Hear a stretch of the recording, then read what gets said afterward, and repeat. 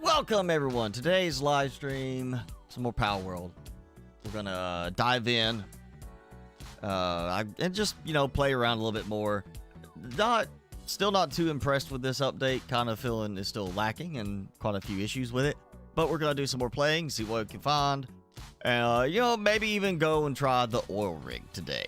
And see what I can do with that maybe. Hey Jenny, thanks for joining in. So yeah, that's pretty much what we're gonna do today. Look at the more of the game. Try to do maybe the oil rig, something like that. Timmy gets to get his little treat going. Yeah, you like that? Oh, look at that nice piece of chicken jerky right there going in that crunch mouth. The crunch maker. There he goes. Like, okay, now I got it. I lay down. Now, one thing I am doing different today. I have taken out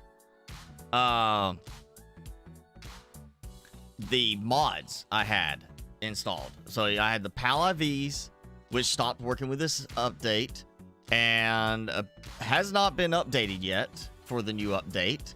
I also took out the drop chance, whatever it's called.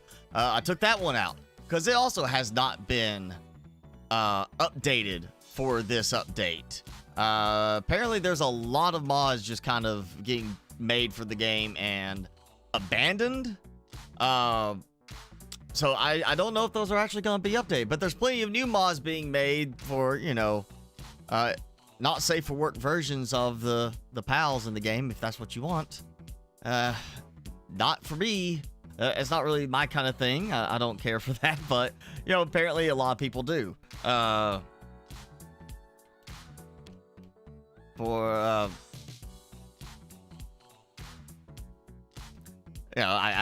It's again not my thing, but apparently there's plenty of players that like it. Hey, Spots, thanks for joining. But yeah, I'm running today again, no mods installed, so we'll see if that makes a difference. I noticed with some of the pals, the new pals, they were not dropping loot. And I think that was because of the loot table mod being in there and causing changes which were not applying to the new pals. So we're going to test to see how things go differently without mods. But let's go ahead and dive in, take a look at some Palworld. As soon as it pops up on OBS. There we go.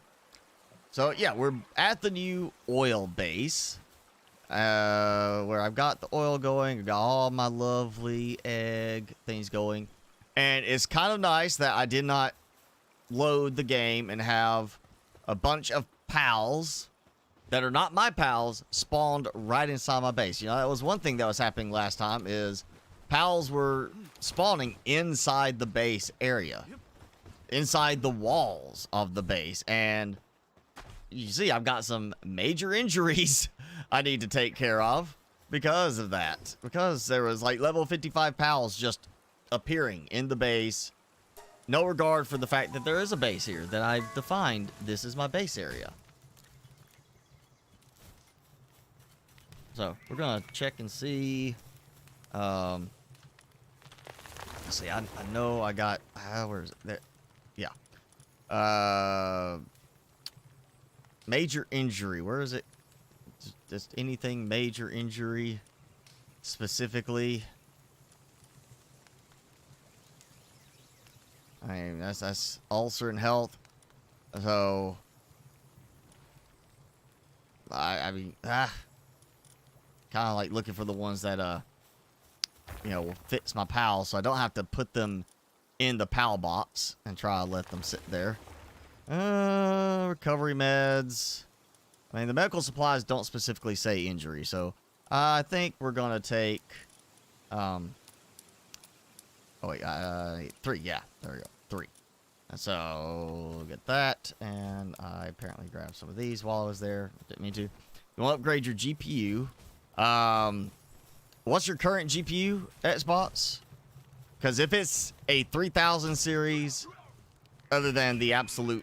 Oh, wait. Okay, you say you got a 4070. I would wait till 5000 series comes out, because there's going to be an improvement Like, I'm not going to upgrade. I got a 3080 Ti, and I'm not going to upgrade until the 5000 series, because I don't see a point of saying, okay, let me upgrade to a 4000 whatever, and then have not much else happen. You know, it'd be like, hey, guess what? You got a new one that just came out like right afterwards, and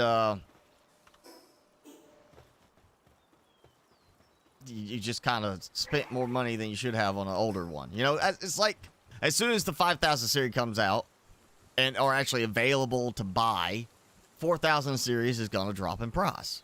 You know, that is. Oh, you have a 3060. Okay, yeah, I would honestly, with it being closer, you know, time frame wise, I would wait. Just personally, I don't see the point of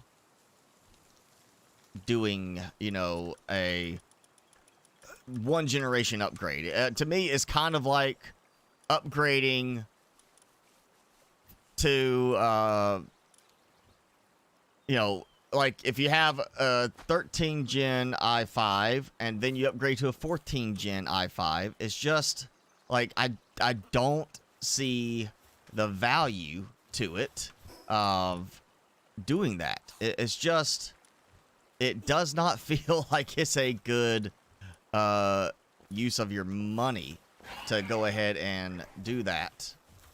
Oh, come on, you're gonna sleep on me already. You know, some people think that you get enough value upgrading like immediately from one generation to the next. I just don't see it. You know, a 13th gen i7 to a 14th gen i7 is not going to give you a big upgrade. You're just not going to get it. It's not going to sit there and be like, oh, hey, guess what? Huge upgrade. You know, it's a step upgrade. You know, I mean, yeah, sometimes they do release a new generation and there's like a big performance increase, but money wise, you're not going to see enough, in my opinion, to actually justify it as being, yeah, let me go and spend this money to just upgrade. That's why it's usually better to upgrade 2 or 3 generations at a time. In my case, I upgrade like 6 generations at a time, because I am going to get more value from it when I put the money into it. You know, this computer is going to last me at least another 6, 7, 8 years, because I didn't want to upgrade just slightly from my last one. You know, I upgraded significantly, and I'll upgrade the GPU when a good 5000 series card comes out. But I'm not going to jump right on the 5000 series, because you know, I got a pretty good one right here.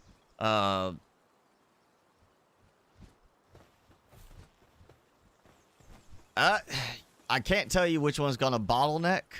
I can tell you, I thought that, you know, on this one, the GPU would be right up there, you know, well enough with the i9 processor, but the GPU is the bottleneck. I mean, not bottleneck so much. I mean, it runs at max, you know, processing power. Depending on the game. Palworld, it's running 66%, 65% right now, utilization.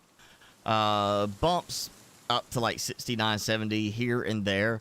But playing Satisfactory recently, it pegs out on that. And I'm still, you know, even with getting a good amount of automation going in that game, I still get very good frame rate, like around 100 to 120 FPS on a 2K ultra wide resolution. You know, certain other ones obviously comes down to the game, but the GPU is actually, I wouldn't say my bottleneck, but it's definitely maxed out. So if I start seeing games that I'm playing where the frame rate is just not there, and it's not because of the game being less optimized, it's not because of issues with the game engine and the way things are set up. You know, like Satisfactory really does well in performance, with large bases and all the, automation stuff, but you go in Subnautica and it just does not do well, and that is partly because of the game engine just not handling things well. So, it's hard to say bottleneck of where you're going to have a bottleneck. At some point, you're going to have a game that a 4070 is going to be the bottleneck. In some cases, it may just be your i5. It really is going to kind of come down to the game, too. Like, right now, everything I've got going, OBS, pulling in video from my camera, video from this, the audio, all the stuff I've got running in the background, for like my Stream Deck and stuff like that, and the game, 22% of my CPU utilization. That's it. So, it's kind of hard to say. I mean, it's a 900K. If you've got a 13 gen i5, you may see some games being the processor could be the bottleneck. I would think, again, comes out to the game, depending on your settings, like Starfield. If you go in New Atlantis, you might run into problems if your graphic settings are lower, but you're still gonna see stutters or lag because the processor can't keep up. But if you turn your graphics up, definitely you will see a problem with the GPU not keeping up. So it's gonna kind of be tough to say which one would be your bottleneck in the end. But I would say save for 5000 series and try to go above a 5070. Go for like at least a 5080 if you're going to upgrade. That way you are stepping up and getting a worthwhile increase in terms of performance for your money value. Again, going one generation on the card to me seems like you're not getting enough value for your money. Personally, is the way I see it, and going one, model step up also feels like you're not getting enough value for your money. Because cards are expensive. We know that.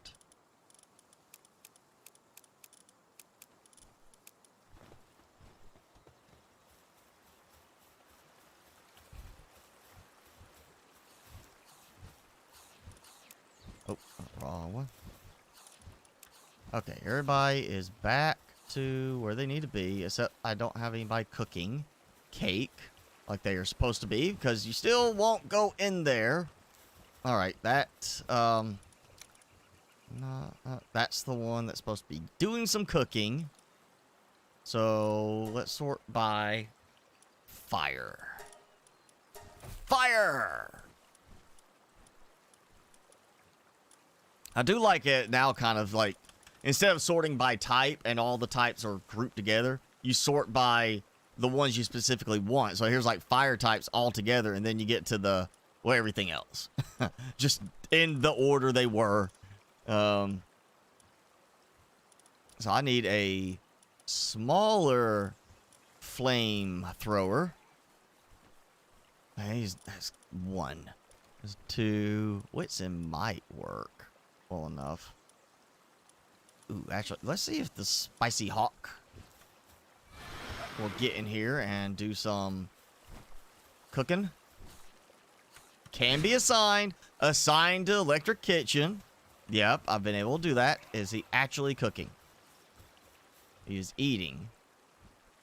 And it says he's cooking. But Yormantite Ignis said cooking and then didn't do anything. So I really don't want to have to redo the whole floor. But I might have to, just because apparently too high is now a problem for some of these pals. Cooking. He is cooking and not actually cooking. Look at that. But I'm doing cooking. He's not doing anything. Yep.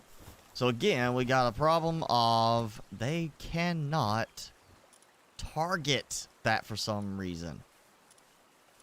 You'd think this would have been fixed by now. What a glutton? No, we're gonna do. I well, might as well. I guess, yeah, logging foreman. Plus, he is level 32, so that will help. All right. Assign! Cook. So, Ragnarok. Too big to fit in there, I guess, is what it is. I think, really, it's not that he's too big. Ragnarok's being one of the little floaty ones, because they can fly. They float above the ground instead of walking on the ground, like Frostallion walks, but then actually flies too. The floaty ones have problems with targeting, being hit with ground attacks, and they also appear, I guess, to the game bigger than they are. So it was a cannot fit under that. So yeah, this was not a problem at the other base in terms of height. So apparently now you need to go at least 3 high to cover for certain size pals if you want them to go inside a structure and do something.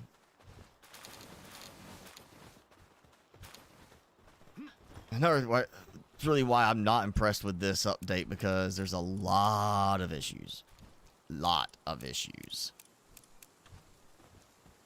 Oh. Hey, Felonious. Sorry, didn't see it till now.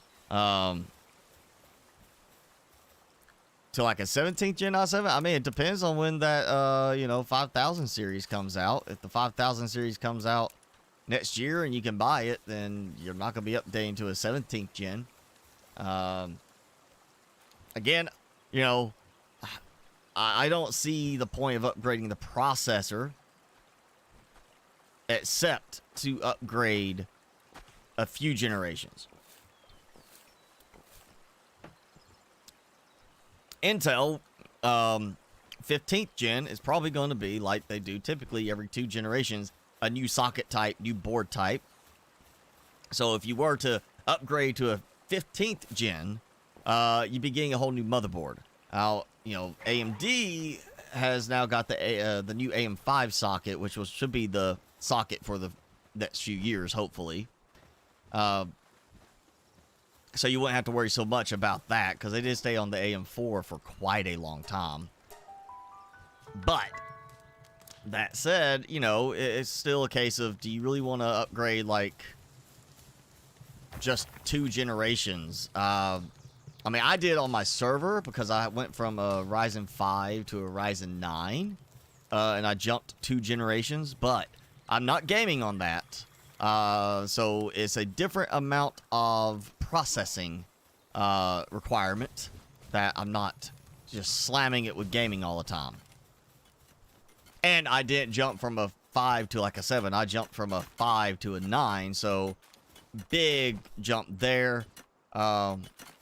Though ultimately it did not give me a big performance increase, like nowhere near enough. All right, here's what we're gonna try now. Something I wanted to try. I'm putting in a note for how much of a material I have. Get that away. So right now, 16,809 wood. Okay, that's how much I have at the moment. And then I have 32,470 stone. Okay. So what we're going to do is, and I just emptied out that, so we're down to 10. We're leaving this area. We're going to do some exploring. We're going to give it a little while, and I'm going to try to stay out of the area for a bit. Good morning, Teuton. So basically, I want to sit back. And, we've been seeing this weird thing where it seemed like my production would stop at times. So I'm actually going to see if, when we go back, do I have a significant amount more of certain resources. Really, I need to be further away because I think it's a radius, a rather large radius, because when I was up here, when I had the little oil base there, this appeared to stop production when I was there. So it feels like there's like a certain range outside that your production stops. Like they're trying to free up processing for that. And this one doesn't seem to be causing it, at least not the same way. So, yeah. I was kind of thinking of let's making this like a little bit of a test.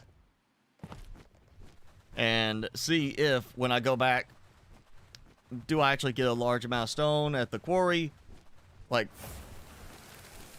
should go from... oh, that's not good.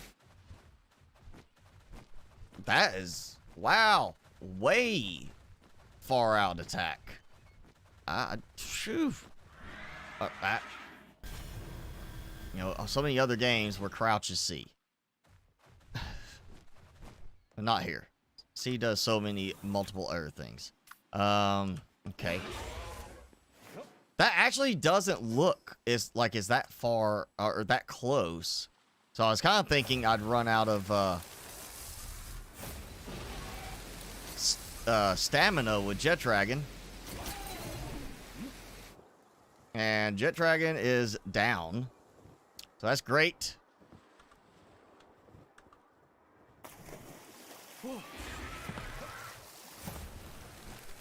That was still trying to shoot me. What the heck? That seems excessively far.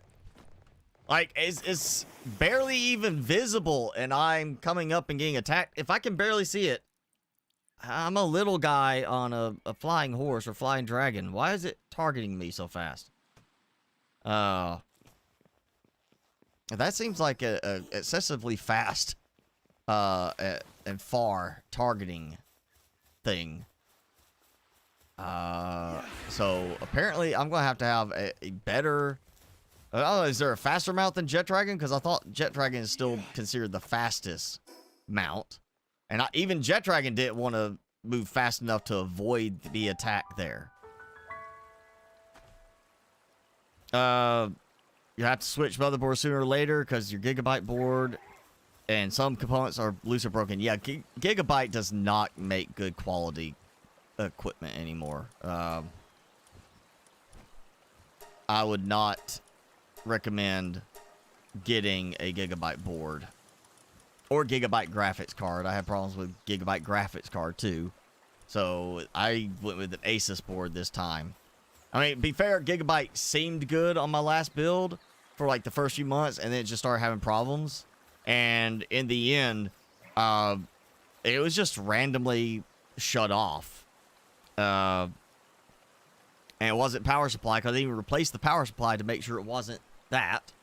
And it would just randomly shut off every now and then. Or the worst part was, even normal shutdown, something with the capacitors, it would not power on until I might go through like several tries trying to discharge the voltage to finally get the board to power on. And actually the worst part of it was something with the SATA plugs on it would just constantly stop working. Like, suddenly one of my mechanical drives would not be there. It wouldn't see it. And I boot into BIOS, it doesn't detect it. End up taking the drive, connecting it to my drive dock to test it. Drive's fine, no problems. And, you know, then put the drive back in, and suddenly my other drive stopped showing up. Okay, well, let me swap cables. Maybe it's a cable. Nope, doesn't do it. And one time I was testing through everything, just trying to diagnose it. Ended up swapping my SSD to one of those cables on the ports that the mechanical drives were on, and the SSD stopped working. And when I swapped it back to the one it had been on and was working, the motherboard didn't see any drives. It wouldn't load anything, and I had to unhook every single SATA, boot the computer into BIOS so it would see no SATAs, shut it down, plug them back up, boot it up, and then it saw all of the drives again. But I had to reset which drive was my boot drive in BIOS because it did not detect it. And that, I would say twice a month. Not that bad, but twice a month, it would stop recognizing a drive. I'd have to go unplug the drive, boot without the drive plugged in, and then plug it back up in order to get it to recognize again. So, yeah. Gigabyte I mean, just from that alone, I would not recommend Gigabyte, but we've also seen it through work, a lot of problems with Gigabyte products, so we try not to get Gigabyte. I would not recommend Gigabyte in any capacity, any product, because their quality level has gone down quite a bit.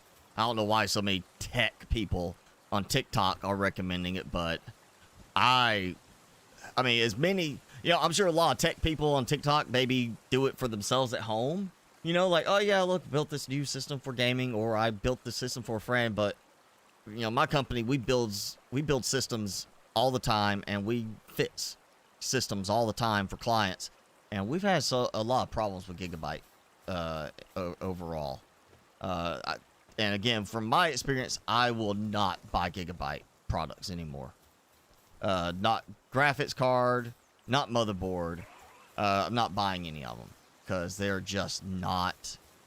They don't hold up in the end. Very problematic. I think. You know what? What am I doing? I need to go check. See, how am I doing on my oil production now that I'm here? 63 crude oil. So it's actually doing pretty good now. I have 2 of those things going, with 2 of them going. May actually see if I can get the other oil rig built, if it'll let me, or I've have to move some of the walls. Okay, nothing. Oh, no. Get out of my way. Why are you? Get over there, where you're supposed to be. All right.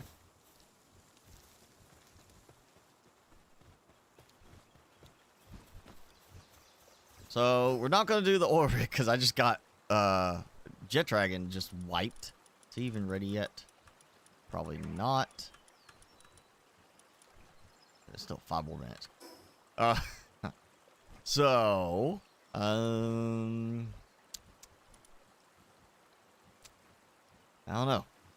I was gonna do the oil rig, but I can't even get close without getting just blown away. Oh. Jason is running errands, so he's gonna be lurking. Yeah, I guess maybe depending on what your use is, yeah, go with something Gigabyte for lower end stuff, but heavy use, I have not seen anything favorable from Gigabyte in terms of heavy use. So that's why when I did my Ryzen base server, I didn't go with Gigabyte. Can't remember which one I went with. I want to say I think I did another Asus board on that. I haven't had problems with it.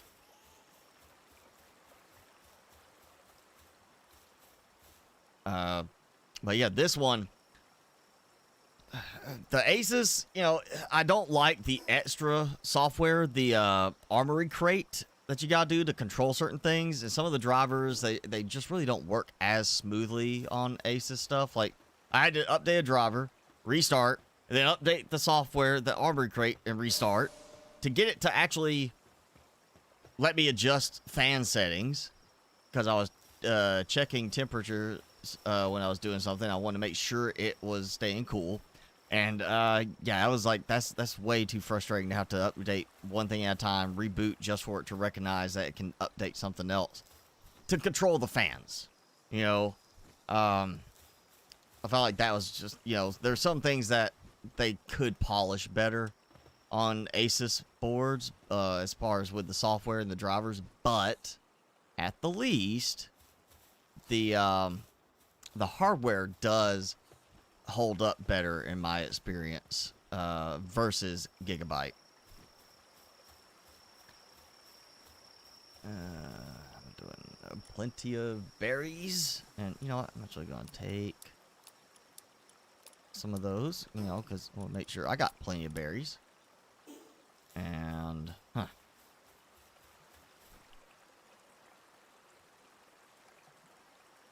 well, actually, the motherboard on my kit for this one, I didn't even realize it when I bought it. But it came with an extra card, or at least the one I ordered came with an extra card.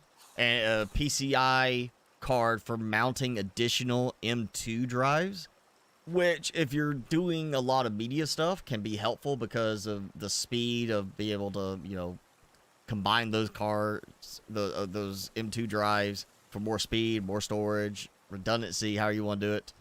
But I did not use it with this because I didn't want to hit my GPU bandwidth by adding another PCI card in, because I'm pretty sure that's what it was on this one, that the top slot would then lose some of its speed when you had all of them populated, but did not sacrifice it if you put an M2 in. Some of the boards you gotta look and see beforehand. Ideally look at the manual. Some boards, if you put an M2 in the top slot or in the slot under the top PCI card slot, it will cut the bandwidth down on your PCI slot.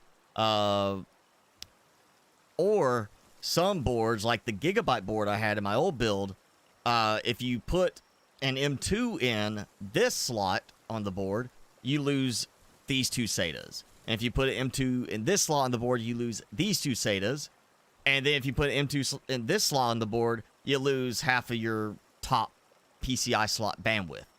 No reason why I did not like that Gigabyte board was it kind of limited me to make sure I had enough speed for everything. So I didn't do that. I've got my graphics card in the top slot, and then the next slot down is my capture card. So I don't deal with USB, because I've had problems with the USB ones locking up far too often for my taste. But yeah, the motherboard came with a PCI add-on board included that holds like 5 M2 drives. So I'm saving that for a future server type build where I can make good use of having a bunch of extra M2 drives. And I don't need the PCI slot bandwidth to be above a certain amount for another reason.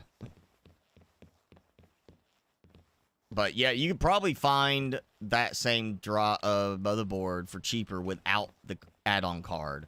I didn't notice it at the moment, and then I got it big add-on card, so I kept the add-on card. And, you know, I'll make use of it at some point. I just want to kill some time for a minute and get my Jet Dragon back. Also, yeah. Oh, I know what I need to do. Because I mentioned it earlier, I took my mods out. We're going to go test to see, because of... Actually, go back to the base and go out of the base. Some of the PALs in the new island, the new additional PALs and variations, were not dropping any... Oh, I hear it. I got Tokos in here again. Incapacitate. Why am I getting stuff spawning inside my base? And I've got stuff incapacitated. You know what? I'm done. That is upsetting me a lot. That they cannot... That it's just this island. It's not the other islands. It's not my other base, or the base that I took apart to do this one. That I have, I mean, PALs spawning basically in my base. Yeah, they're not out here. They're in the walls. And well, there's one right here. Oh, they actually dropped mushrooms this time. They were not dropping mushrooms before. They weren't dropping anything before. Now they actually have dropped mushrooms. Yeah, that PAL, the drop table mod, apparently broke the drop tables for the new PALs. Yeah, this is getting very frustrating. That they're just like either, like, look, this one is inside the base. How are you inside the base? Not supposed to be inside my base. It's in my blue circle, and that's my blue circle. What the? Okay, who blew up?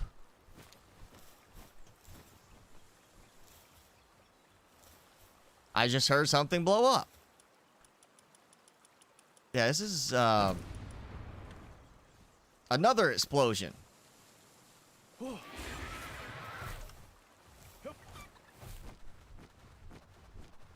Why are, I mean, random explosions happening? Is it a meteor? I didn't see the meteor thing pop up. It's supposed to be a big, like, thing on the middle of the screen popping up. I'm getting randomized explosions. Alright, let's see. Did he dropped something? Yeah? Yep. Okay. So I'm gonna have to adjust that. Do not use the dropped table, loot table thing mod, because it does break the drop loot tables for all the new pals. Great.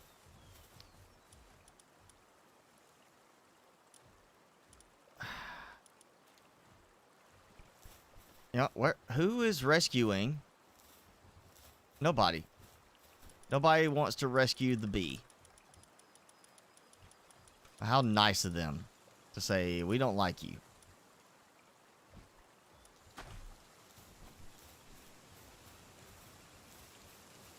Rescue the little lamb ball, but not the bee. And maybe there's a mod that fixes the spawning inside your base thing, because this is only happening on the new base.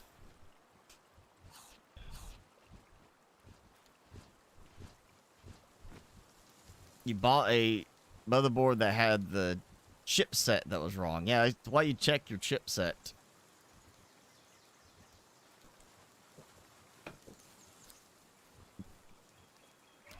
No. I mean, if you're gonna buy anything used, component-wise, buy a whole computer. That way, you're getting the computer intact. A lot of times, if you're buying a used component, if it's an individual seller, then it's somebody that took it out to replace it. They may have taken it out because it was starting to fail, and they don't want to mention it. They may have taken it out because they just wanted to upgrade, but they may not properly take it out. They could damage it and say, it was working for me, and then send it to you and you're stuck. You know, in other cases, you can look and see if it's actually like a recycling company, because there are companies that will take, you know, returned computers, stuff like that. Returned components from, like, oh yeah, we sent this back because it wasn't working, and then they retest things and find out it's working, so they'll turn around and recycle it, sell it for used. Those cases, the companies generally say they test the components. That doesn't mean they actually properly test them.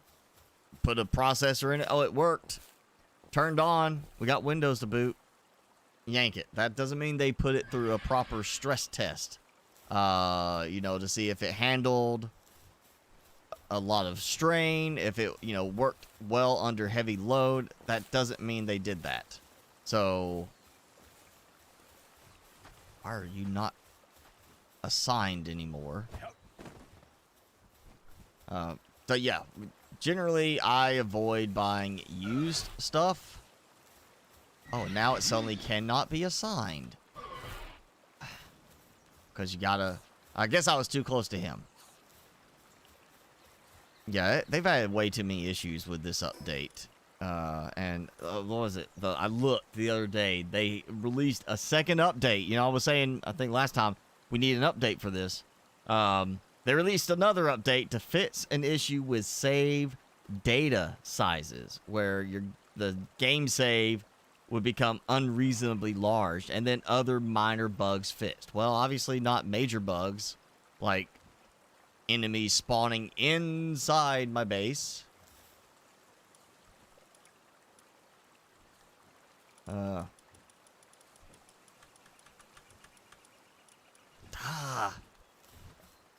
question is, do I really need honey? Do I really need that much honey? I mean, it doesn't spoil. We're gonna let B-Guard hang out for a bit. Not worry about it. Oh, we got a hatch.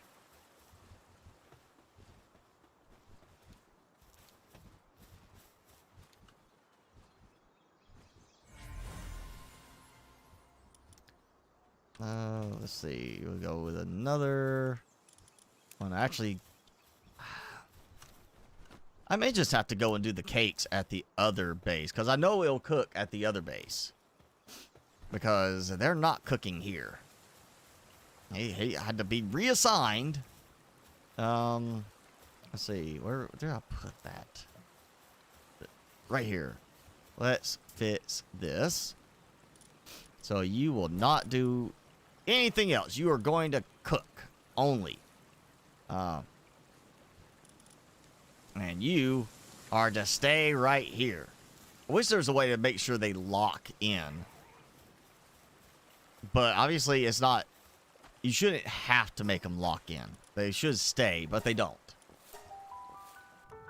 Alright, we're going to take a look.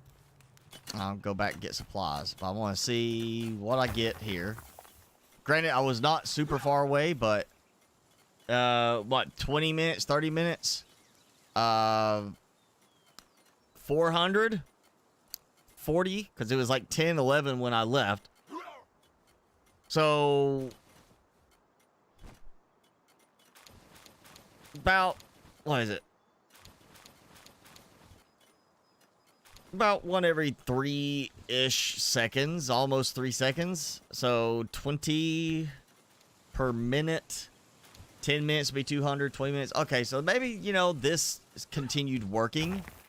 About right, I guess. I feel like it's slower, though. Like, if I stayed in the area, I would have more. Plus, who's working it? I guess he is up there. That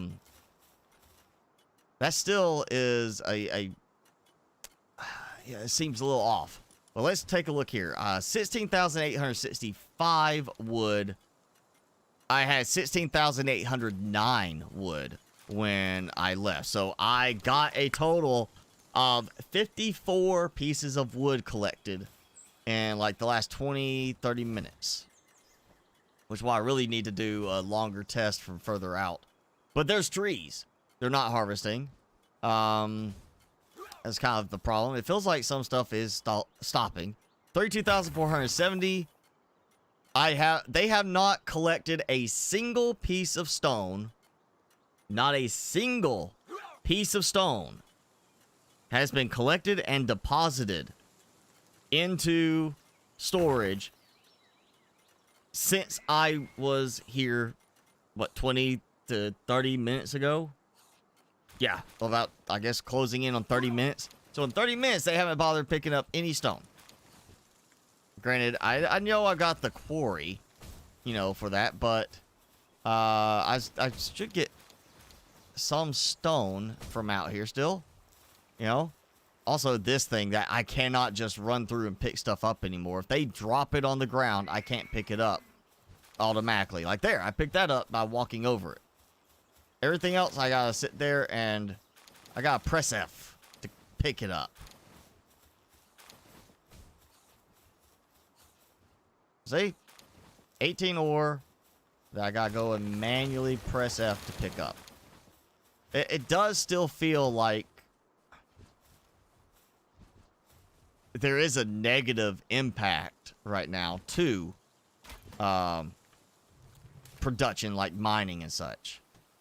Not stopping, but I didn't go all the way like far side opposite of the map like I was before, where it felt like everything just stopped.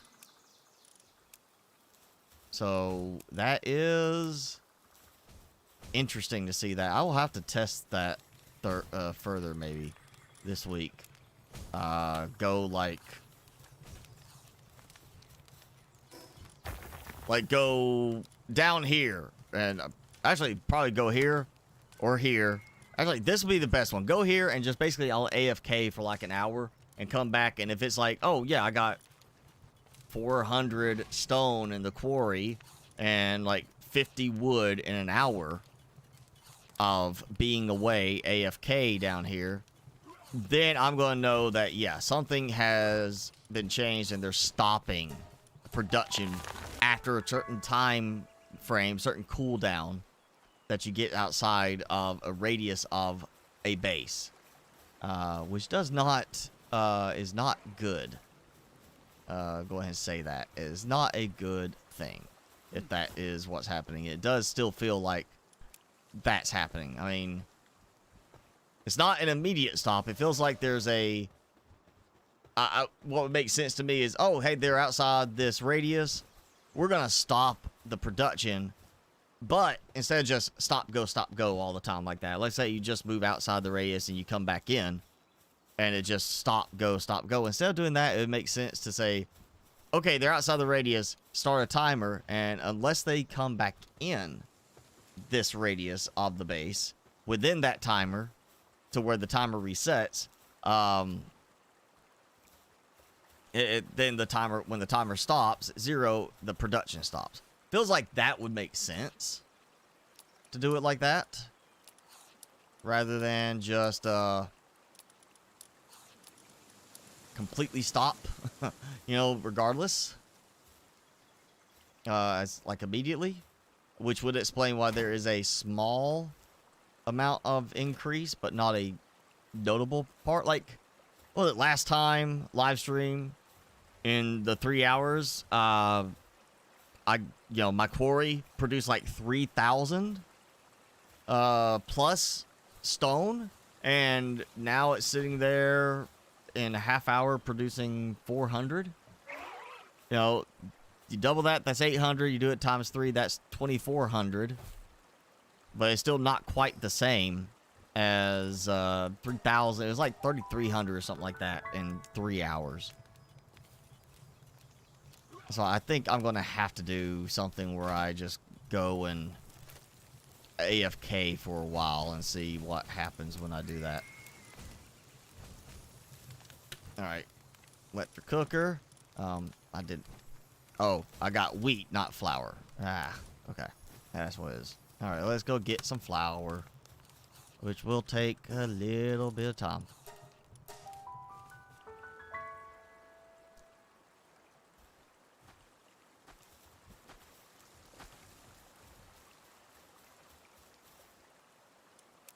Oh yeah, I didn't actually bring any flour over here. That's what it was. I made flour at the other spot. Ah, there we go. Good. Yes. Alright, had some. If you pick it up from there, you collect it, it starts to decay. Has that decay timer. I'm hoping I got enough of the other supplies. But yeah, see, it's already ticking away 40 minutes for it to decay. Or, you know, 279 minutes in there while that's going. 110. Yep, start production. Let's see how much that got me. Ah, yeah, we're still good. Actually, I don't even need that there, so let's go ahead and toss these in here, because, you know, backups for those. We'll get some cake. See, too high, and he is just right in here working at that. That is right up against the wall. See, it's further out from the corner. Yeah, there's an issue with stuff not being targetable by pals. Like, there's just stuff is getting in the way now, more so than it was. There's worse pathing issues than there were before.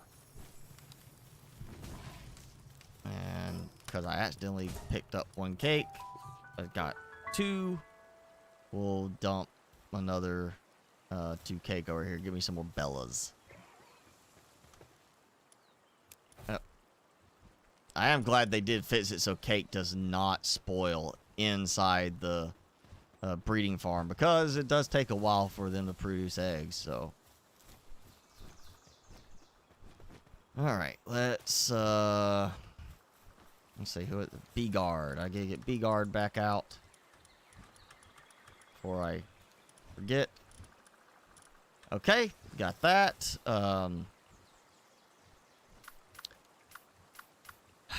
Jet Dragon.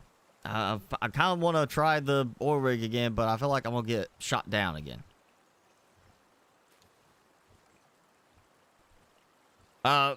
Okay. AMD versus Intel. You know, I've talked about this before. I stick with Intel because I've used them for so many years and there's reliability there. But AMD is going to come down to what kind of workload you are putting through it. Dollar for dollar, AMD can be better at gaming, depending on the processor. In some cases, it can be, you know, on par with the, like, professional type work. But outside of maybe the Epic processors, which I have not gotten to do hands-on experience with, I can tell you AMD, from a server standpoint, from, like, certain workload type stuff, like just running a server, file server, running, you know, virtual machine host, stuff like that. Dollar for dollar, Intel. Absolutely. Because the Intels run more efficiently.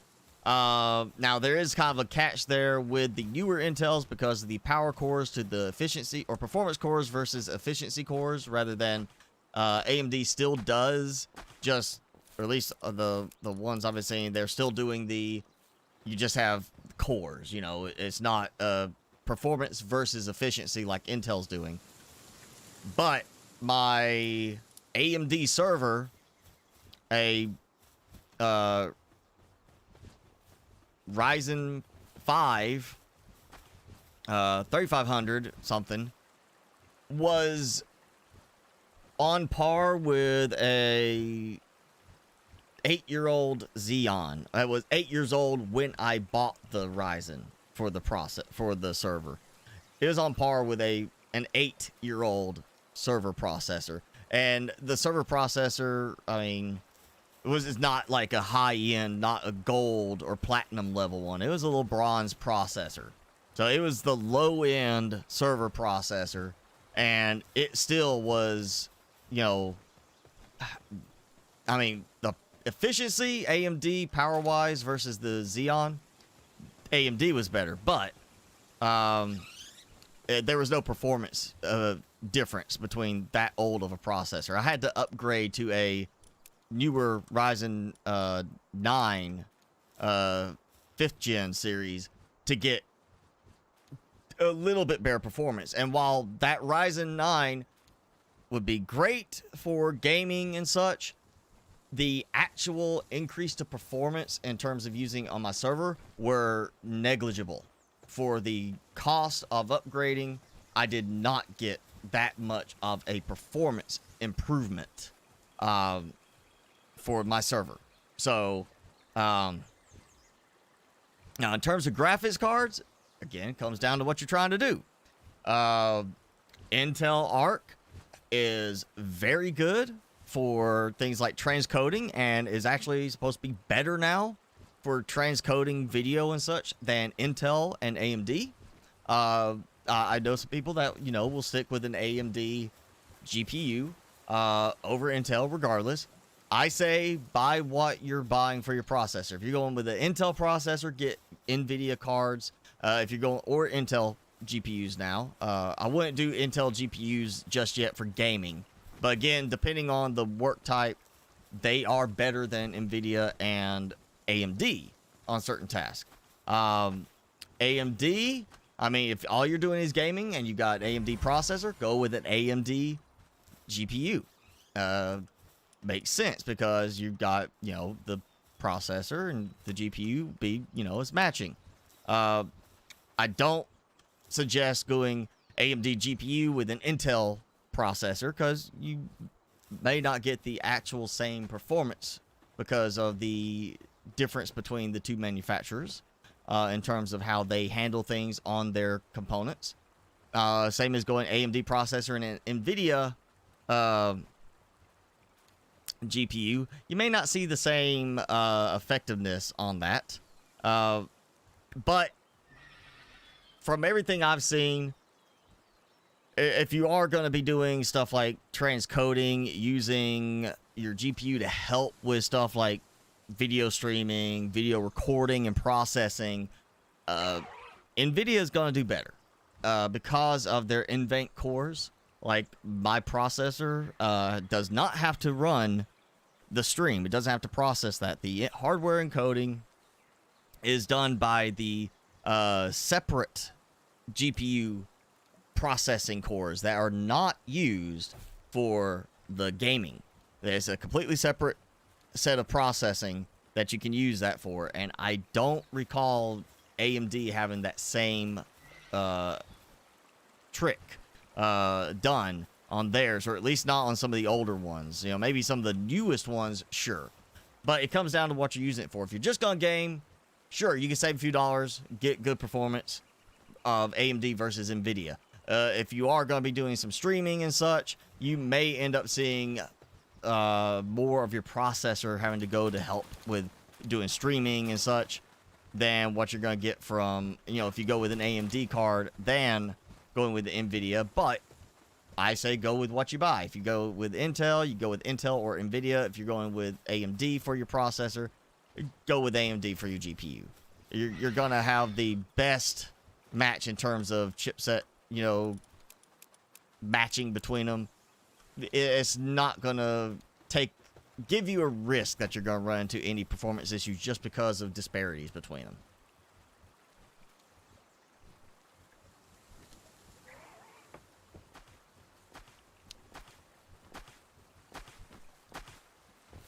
Now, the VRAM for cars is going to make a difference. I mean, but that's not everything. The cores, how they're utilized, makes a big difference too. That's like saying your processor doesn't matter, your RAM matters on what kind of RAM you put with your motherboard and your processor. If all they worry about is VRAM, does not matter, you know, as much as everything put together. Right now, my VRAM, 54% being used to run this. I think running SAS Factory when the cores are 98%, 99% utilized on the GPU, VRAM is 60%. So, you know, it's got more VRAM in this graphics card, my 3080 Ti, than I'm making use of. So that's like saying, yeah, you need 128 gigs of RAM for your games, and, you know, use 16 of it. Like right now, I'm using 16 of my 64 gigs of RAM. So, you know, VRAM has an effect, just like having RAM, the right speed, the right capacity is going to have an effect, but it's not everything. It is a piece of a bigger puzzle. You got to look at all the stuff.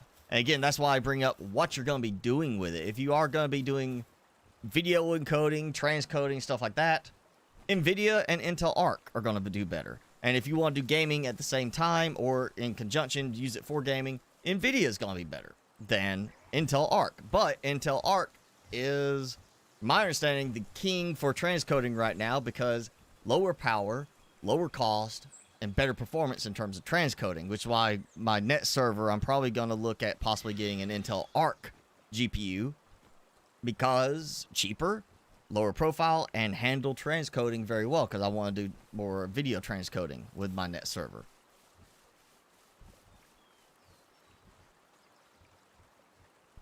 Yeah, here's the thing about TikTok, okay? If you follow the advice or the example of what people say on TikTok, a lot of them are faking stuff or telling you stuff that they really don't understand in order to get views. Biggest case in point, big public case of it, Flipper Zero device. Got banned in Canada, along with quite a few other devices, but part of that ban came from the fact that people were going on TikTok saying, here, unlock a car, remote start a car, walk away and drive off with somebody's car, saying stuff like that. It doesn't work that way. That is not how it works. People going in and showing like they changed gas station signs. That can work if you find a gas station with the right type of sign. You know, why go on TikTok and show, here's a TikTok of me trying to do something, oh, it doesn't work, versus here's a TikTok of me doing something that works. So, of course, they want to show stuff that works, but if they did it realistically, it would be, you know, certain things that you would not be able to find. It's kind of like in movies. You look at movies and TV shows, computer tie-tea type stuff in those, generally not realistic. Was it CSI is one of the ones that's really bad. I think there was another one. Was it Castle or something? Had Nathan Fillion in it. I remember seeing one of their like clips on YouTube, and the IT part of it with the firewall and the security was so blatantly bad in terms of it was just absolutely just ridiculously unrealistic, and they used it. So, you know, same thing with TikTok. There's a lot of fraud happening on TikTok, a lot of fake content being done on TikTok in order to generate views. There was I want to say it's in Spain or maybe Portugal. There was a TikToker who was posting videos of him going like into all these public places, saying he had traveled into an alternate reality, alternate timeline, where nobody's around, where he is the only one. It's like called Lone Survivor or something like that. I want to say, I think it was a Spanish guy. And he calls his TikTok Lone Survivor. So he goes like to stadiums and hospitals that should be busy with people and shows that they're abandoned. And he's gone through like public places showing they're abandoned, and that it's a certain time of day. So it's not like he's there before rush hour or anything. And it came out that he is tied in with the city he's in as part of a media project, that it's all fake, that he's actually getting, the city is shutting down areas for him to go and produce this content for TikTok as part of some kind of media promotion thing. But, you know, you go on his TikTok and it's, yeah, I'm in a different reality and there's nobody around. I'm the only one. And it's just all BS, but it was done and made to seem like it was real, and it wasn't. And that's why you can't trust stuff. I mean, you can't even trust stuff on YouTube. I'm just a guy on YouTube. I'm not an expert, but I can tell you what I know from hands-on experience and doing this, you know, not just at work, but for myself at home. I've been, you know, into tech for most of my life. That doesn't mean I'm the best as far as knowing what specs to build your computer, but I know enough to know what works for me and what I've dealt with hands-on and has worked for me. And I'm not going to try to sit here and tell you, yeah, go buy this because it does this, when I've never used that, or, you know, I can't back it up with my own experience. And there we go. I doubled the amount of stone in a little less time than what it took to get to 400. So maybe that's because they finished up those. And I got a bit more wood by fiber. No, wood, yeah. I got a little bit more wood. I think that's partly because I went around picking it up. They didn't do that. It still feels like the production is nowhere what it used to be when I come back and, oh yeah, like another 1,000 wood, 2,000 wood. I've only been gone 10 minutes, 15 minutes. It does still feel like there's a lot of items just being dropped randomly in places. Like my Helsifer is just not finishing the job of carrying things. You know, I'm gonna actually go.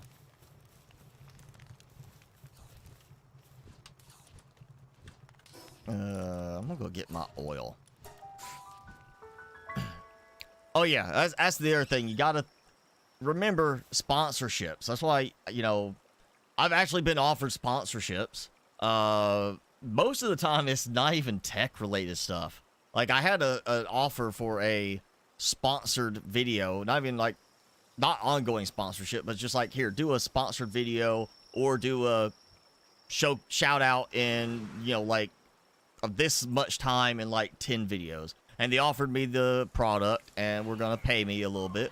And I just, you know, it wasn't even like, it's not like, hey, I'm trying out this capture card, or I'm trying out this controller, or this keyboard, this mouse, something that I feel would make sense from a gaming perspective. But it was for a light, a monitor light, the one that sits on top of your monitor to light up your workspace, but not the glare on the screen. And I just thought I didn't want to deal with it. I didn't want to do that, because I didn't want to sit there and be promoting something that really makes no difference to you. Unless, you know, if this was like a, you know, tech channel, that would make more sense. Gaming channel, to me, it makes less sense. But yeah, I also didn't want to do the sponsorship, because I didn't want to do it where I got the device and, hey, this kind of sucks. It's not very good. And then go and buy one for half the price of that one that I got for free, and find out the one that's half the price is better. I would feel disgenuine promoting a product. So I, you know, take anything where you know they're sponsored with a grain of salt. Also, why YouTube has, and I can't remember how long ago it was, it's been a few years, they've made it where you've got to disclose if you are sponsored, and it's a sponsored video. A YouTuber can't go up there and promote a product that they were paid to promote without disclosing that. And if it's found out they were paid to promote something and did not disclose it, they can have their channel suspended or even deleted. You know, I think it's like, I can't remember if it's 2 or 3 times, but I feel like if they, they'll suspend the account, and then after that, if you do it again, you can have your account deleted.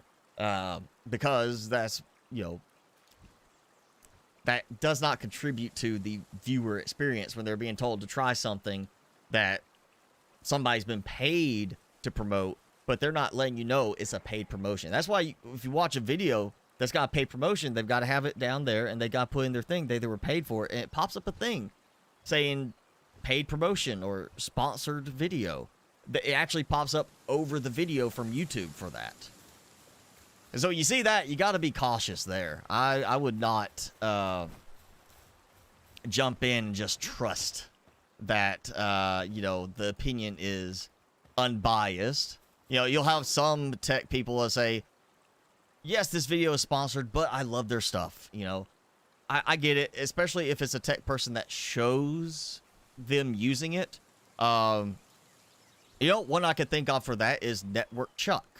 He is not like a, he's not gaming building and stuff. He's doing like IT type stuff, but he has a long running sponsorship from Linode, and he uses them in his videos, showing how to do things, and has, you know, his own stuff on it. He actually uses the service and is sponsored by them a lot of times. He also has other ones that he gets sponsored by that he promotes for that.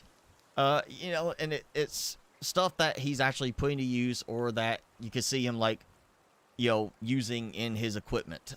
David Bumble is a cybersecurity, computer security researcher, does stuff on YouTube. He is a lot of times sponsored by certain things, like I know he's been sponsored by Coursera. There's another one, Brilliant, which is online training, teaching stuff where you go take courses and learn new skills.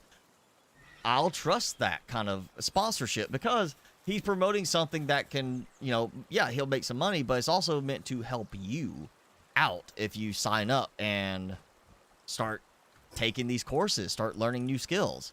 If he promotes a bad service, then people are not going to trust him. And, you know, there's part of that in there that you got to think. Some people are just going to promote because they're getting paid. Some people are going to promote because they actually believe in the product. And it's kind of a... Oh, there we go, getting attacked. Oh, shot. Oh, okay, shot all the wrong way. But yeah, I'm cautious when it comes to, you know, sponsored videos, stuff like that. If somebody's promoting something, they're saying they recommend something, make sure you see them using it.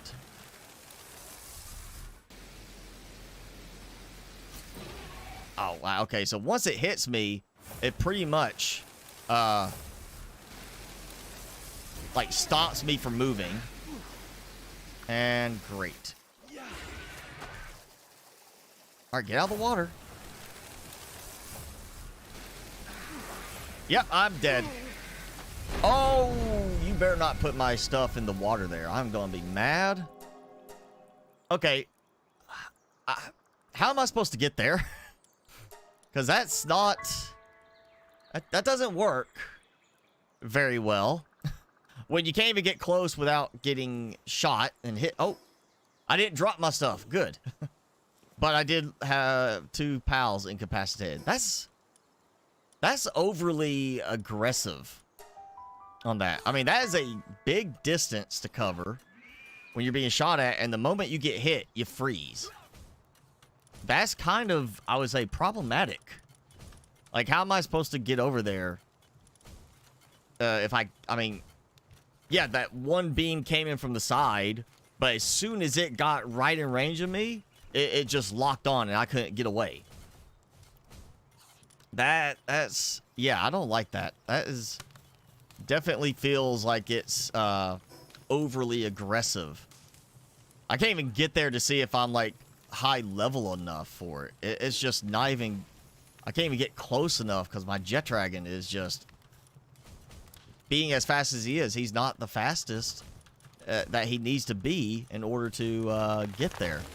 Let's see if I can do some leveling for some of them. Maybe I shouldn't, because I okay, so there's those. Yep, those are my breeding ones. Not using them. Both 1 stars. It's oh,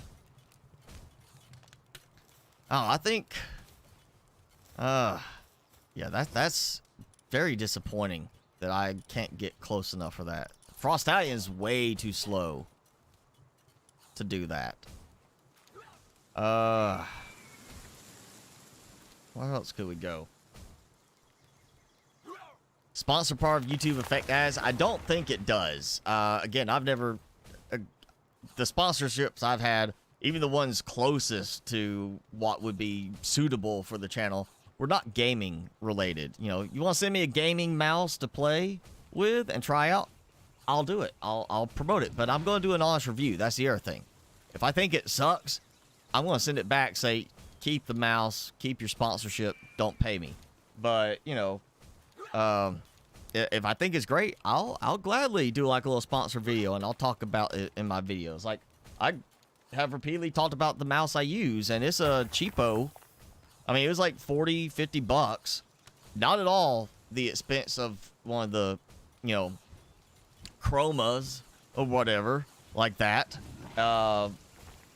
It's multicolor RGB. It's wireless, but also can be used wired to charge it and keep using it. And it's got the 12 mouse buttons, or the 12 thumb buttons on the side, you know? It's got that. It doesn't have the best in terms of like, oh, it doesn't tie up with my mat and my keyboard and my monitor lights and my little speakers. It doesn't tie up with that like you get on some of them where they promote it as all of it's controlled under one thing. But I would pick this over the Chroma, you know, brand and such. I would pick this one over those because it is, to me, equal or better quality, and it was like $40, $50. Get plugged back up. The keyboard I'm using, not exactly a gaming keyboard. I mean, it is gaming. The brand literally says gaming in it, Kinesis Gaming. But while I don't see it as a gaming keyboard because it's really more for health and function optimization, I guess, because it's a split keyboard, meaning it's not one piece, it's 2 halves, and I can move them where I want. The reason I think it counts as gaming is it's RGB. Of course, what gaming thing is not going to have RGB? You've got gaming battery backup, like UPS gaming battery backups, because they have RGB. That makes them gaming. But, you know, I got this keyboard because of the angle of my wrist on where I had my keyboard and using my mouse, and because at the time when I got it, I also wanted to have my Stream Deck right in the middle, and I had to push it back. It was kind of a pain.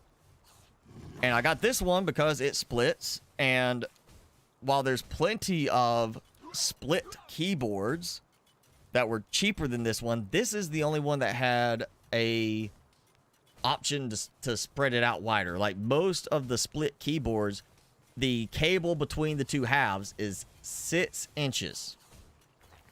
This one, the Kinesis one, is 20 inches that it can stretch out. So you got, you know, about that far between the two halves, so you can get it angled better, but you really can't put much in between. Or 20 inches where I could have my full Stream Deck in the middle. Actually, I could even put my Steam Deck in the middle of this, because I still have plenty of cable length to spread this out more if I wanted to. So I got this one because of health, you know, pain in my wrists and such. And if they wanted to sponsor me and send me a new keyboard, I would gladly check it out and probably be glad at promoting it because it's a quality keyboard. I think theirs is a little more expensive than it should be, but made in the US, quality keyboard. So, you know, as far as ads with sponsorships, I don't think it does affect anything because they're still going to run ads on it. You're sponsored, you got to say you're sponsored. That doesn't affect YouTube paying you because you're sponsored. It's, you got to say you're sponsored so that the viewer knows you're sponsored and that they have to accept you may have a biased opinion. That's why if you don't say you're sponsored and you are paid to promote a product in a video, you don't denote it that way, your account will get hit if they find out. Your LG mouse is over 10 years old. I mean, there's some people that still stick with a certain Logitech mouse as far as, you know, work type use because of how good it is, and Logitech just keeps making it because it's such a favorite. They don't have to like, oh, hey, here's a new model of it. It's just, here's the same model. We'll just keep making it because people really like it. And they just keep buying it. That, you know, hey, you know, if that's your thing, if it works, go with it, you know? Ooh. Hey, look at how much stone I have. I'm going to go ahead and do a big order right there. Okay, now I'm picking up stuff. I guess Helzifer was too busy not working to affect those.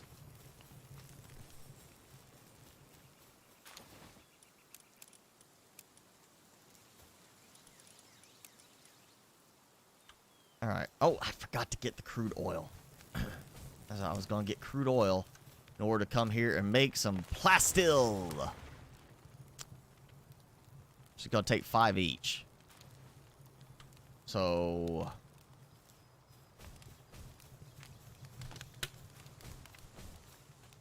don't have that much.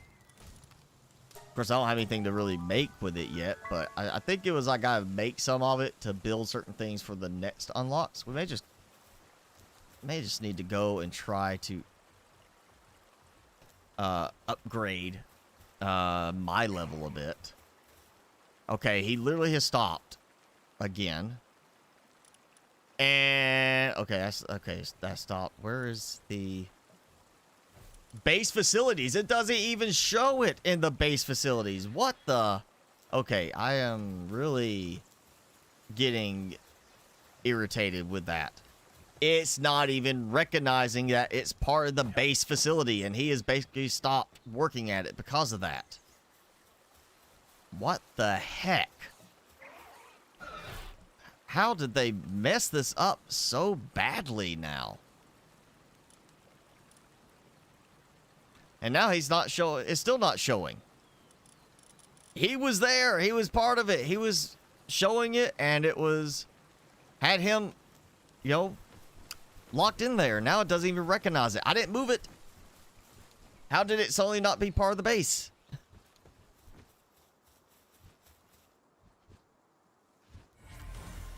They have really just hosed this. in certain aspects with this update. And I realized what was happening. I was like, oh, yep, they're not ready yet. Oh, great. Okay, we're going to wait. Give me time for those to get ready.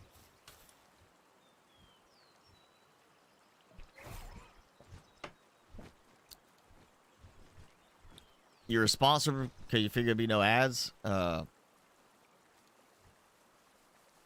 Generally, even if you say sponsored, they still post ads because YouTube wants money.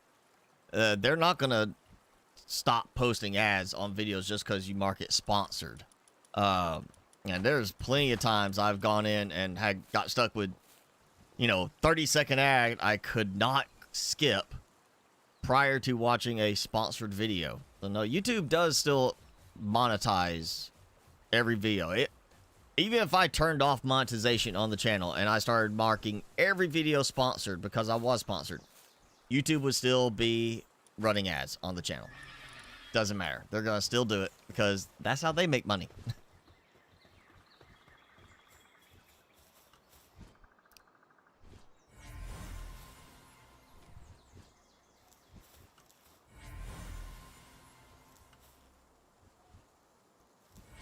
Also don't like the... I mean, it's nice that it's, you get more time to see the stats now than you used to. But I don't like the delay when I'm, like, going around collecting eggs. Because I'm so used to hearing the sound when I hatch the egg and not when the little pop-up goes by.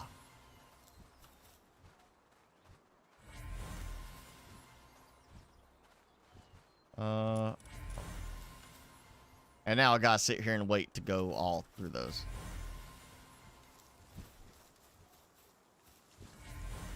Yeah, see, that's annoying. Doing like that.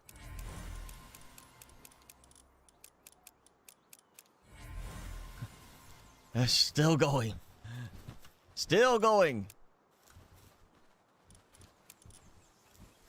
Finally stopped.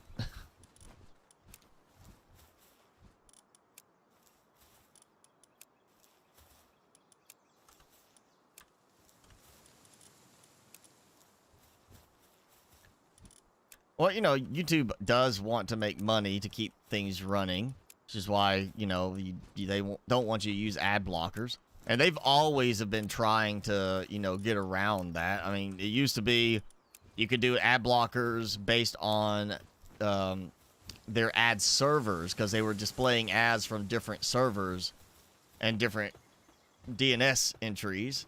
So you could go in there and block it through DNS, and they put everything to come from the same server. So the media and the ads come from the same server, so you can't block it through DNS. So you got the ad blocks that look for certain elements, but then, they won't work around that too because they want to block, that. Now, there's still some ad blockers that will work to block stuff, but it's a case of now do you get detected or not, I can't remember what they said they can do, but if they detect an ad blocker on your account, they can, like, prevent you from, I know at least where you can't watch videos. I don't like it now, it depends on the video, and I guess what the algorithms are doing at the moment. But, yeah, I don't like how on certain videos, or certain, times, we'll say it that way, not necessarily videos, but certain times, what will happen is YouTube will be showing, will show me an ad, and then not even 2 minutes later, another ad. It's like, why is it that much? I've watched a video, an hour-long video, shows ads at the beginning, I skip them. I don't get ads for 15 minutes of the video. Get through 15 minutes, and suddenly here's an ad. And then, like, 90 seconds later, here's another ad. Like, oh, crap, we got to catch up. We didn't show enough ads by breaking it up. When it gets to the point that you're getting more ads on a YouTube video, then if you were just watching TV and commercials, that's kind of a problem. Yeah, that's getting excessive, and that kind of removes the advantage YouTube has of, oh yeah, you see a few ads, you know, but if getting more and more of these ads that you can't skip, and some of them are willing to pay for it, be like, hey, here's a minute ad that you cannot skip. Yeah, that's the case where I'm just gonna not watch the video. If I get a minute-long ad at the beginning of the video and there's no skip button, video will play after ad's over, I'm just gonna close out and go do something else.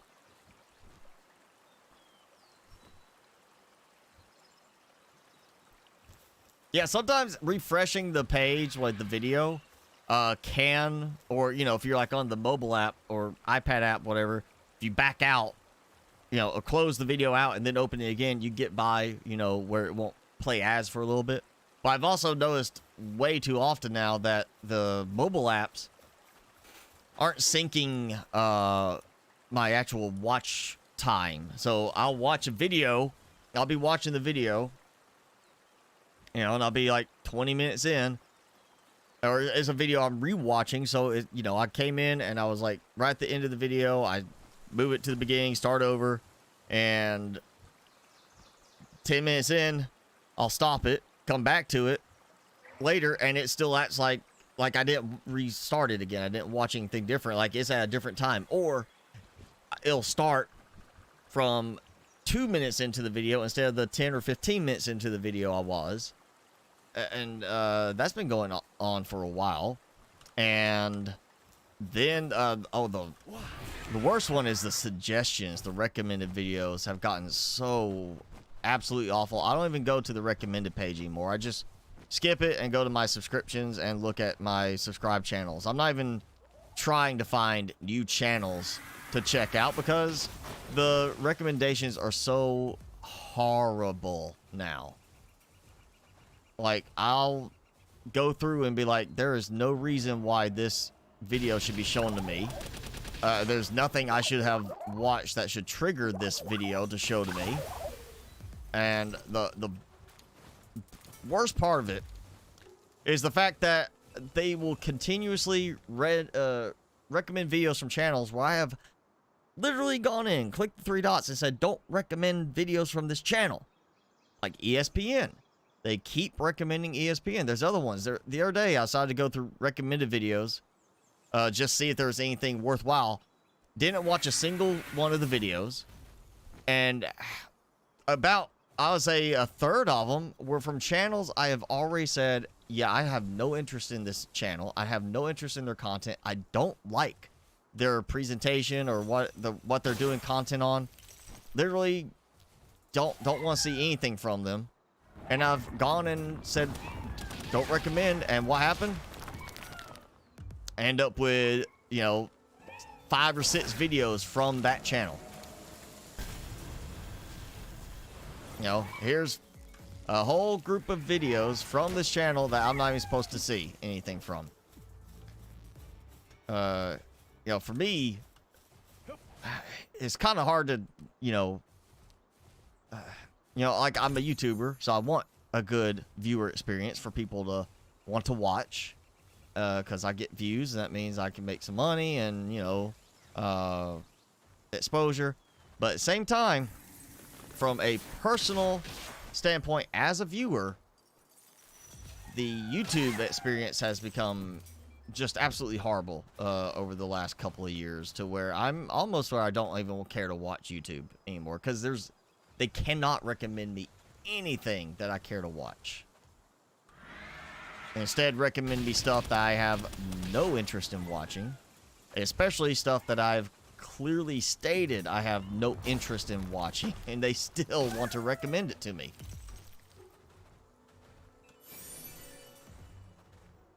It's like,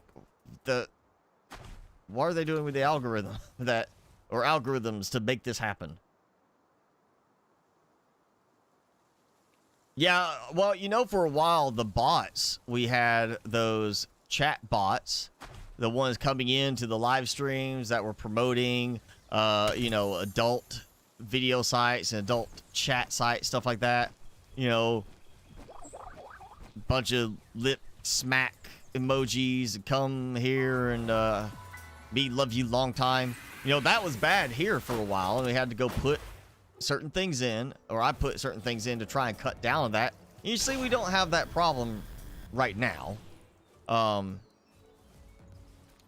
yeah, there's, you know, if you ever seen one of the, like, the images or the little video clips showing a click farm, where people will actually do this kind of stuff, that, you know, they'll have all these phones hooked up and programmed to do certain things or controlled through something that literally they're going through and going to like a video, watching 10 seconds of it, leaving a comment, and then moving on. And that, you know, at one point that would potentially help a channel because you get a lot of views and everything. But it's been years since that was a thing. And now if YouTube catches that, they can like suspend your channel, give you a warning, you know, disable your monetization for a while. So really now there's a lot of these places that have these bot farms doing that sort of thing, where they'll let you pay for it. But you're seeing more people doing it to hurt their competition kind of thing. Instead of, I'm going to do this to help my channel, it's more of, I'm going to do this to kind of maybe see if I get this other channel suspended that's competing with me. But yeah, there's just, you know, there's always going to be people doing bots because they can make money with it. Same way there's people going to now be doing ransomware for till the end of time, or until technology fails, because they can make money with it. You know, they've learned they can make money with it, and to them it's a worthwhile way of making money, even though they're hurting people, you know, and committing, you know, defrauding people out of money by basically stealing, you know, basically what it is. So you're always going to still have bots. It's not, you know, a case of what they're promoting. It's the fact that they are doing it. And yeah, you're always going to have the bots that promote illegal stuff. You're going to have bots that are going to sit there and promote somebody's content because they were paid to, you know, bot farm, go promote somebody's channel on other channels by leaving usually, you know, badly worded comments.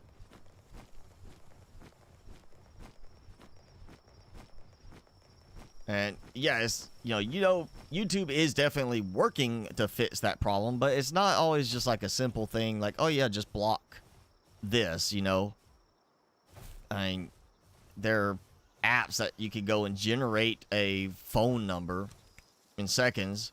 And there's also phone number spoofing. That's part of why if you create a YouTube account, you've got to put a phone number with it in order to try to cut down on so many fake accounts being made to run bots because of, you know, that gives a little barrier to creating an account. You know, if you got to have it connected to a working phone number so you can do verification. But even that's not stopping it.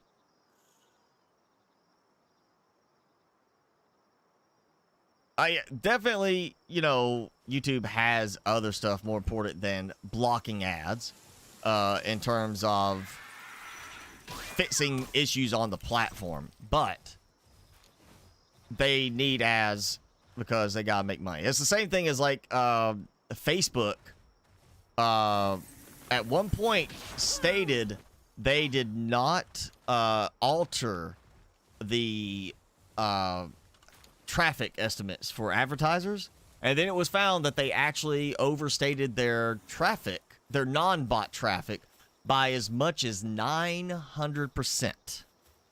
And they never admitted to it, but it was found that they were doing that. And there's a lot of you know, advertisers, I want to say I think some of them even sued over that. But yeah, whole big thing. So now Facebook has a disclaimer saying they overstate by only up to like 60% or something like that, which is still claiming fake traffic. And it's supposed to be, again, non-bot traffic. Like they're supposed to say, this is traffic we've identified is definitely not from bots. So, you know, they're looking at trying to figure out that traffic. But, you know, what they do, they were overstating by a factor of 9 because that means they could charge more and get more advertisers. That means more money. And with the size of Facebook, that's billions of dollars that they were basically defrauding advertisers out of. But hey, you know, it's instead of fixing the bot problem, they're gonna just sit there and you know, overstate their actual non-bot views in order to get more money from their advertisers. You know, there's that sort of thing. So yeah, YouTube got problems that they need to address, really more than ad blocking. But ads drive the money, so ads are something they are going to put priority over, make sure they can display ads instead of you know, saying, oh well, we're not gonna worry about that right now, we're gonna focus on the bot problem. No, they money comes in first, you know.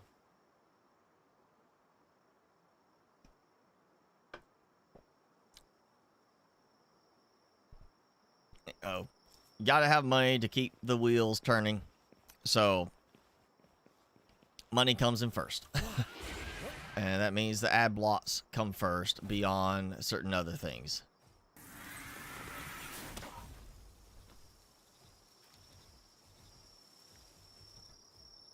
We got the new tower here. Is that nope, that's a dark mode Bushi. I see the purple lights on their heads, and my first thought is purple chest, but no. And now I'm stuck on a tree, or oh, between a tree and a little cliff, a little rock wall. You know what? I need to, I guess, start catching some enemies. Oh, actually, let me do it this way. Yeah, we're gonna need to catch some enemies. Because, I guess, yeah, need to get some XP. 1 of 12, there we go.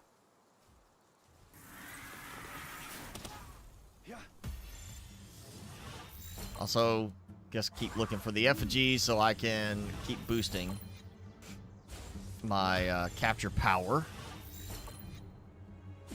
Oh, I did see there is a mod that's interesting, and I want to say I didn't try it yet. I didn't really dig into it too much, but it either adds features to the little statue where you upgrade, you know, your capture power, or it's a copy of the statue where you do that, because they actually have a mod that lets you go in and go to again, either a copied statue design or the actual statue, but you can sacrifice, I want to say it's PAL souls, like the, you know, the small, medium type PAL souls. You can sacrifice those, use them to actually improve the attack, defense, and health values, basically the IV values of your PALs.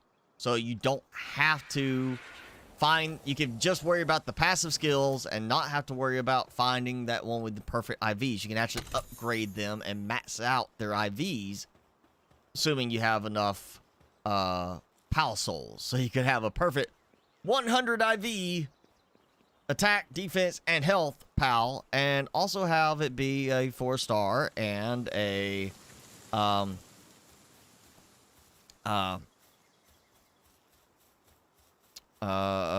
you know, the perfect passives too, which I thought was kind of interesting, because now we got the newer stuff that also lets you kind of do that sort of thing.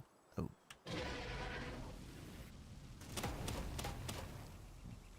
Apparently that just took down a tree instead.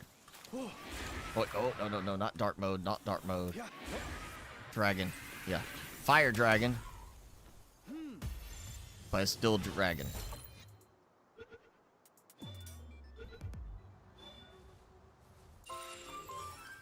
hate the trees getting in the way. Why can't you make them semi, transparent like other games do?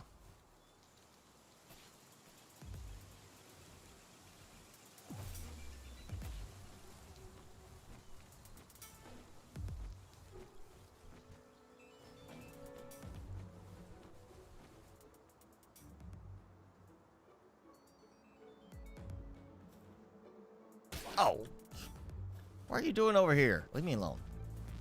Just trying to get the blizzard spike so I can, freeze that little guy, and of course miss.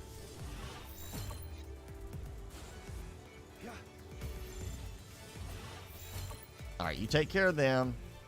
I'm gonna keep smacking him with my ball. Balls.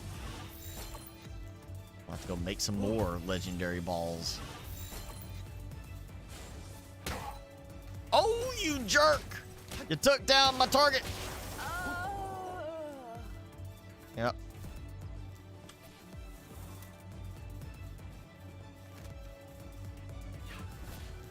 You want to fight with a sword? I'll fight you with a sword. Oh, crap. Forgot.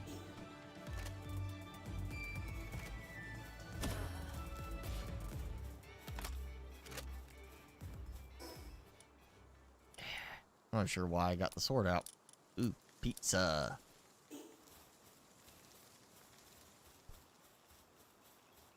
Yeah, I feel like I need to get my capture power up a lot, because the legendary spheres are not doing as well as they should be at this point. Now, we do have a new sphere, the ultimate sphere. But the thing is, I mean, if it's the ultimate sphere, I still have to unlock it. And I think I was level 52.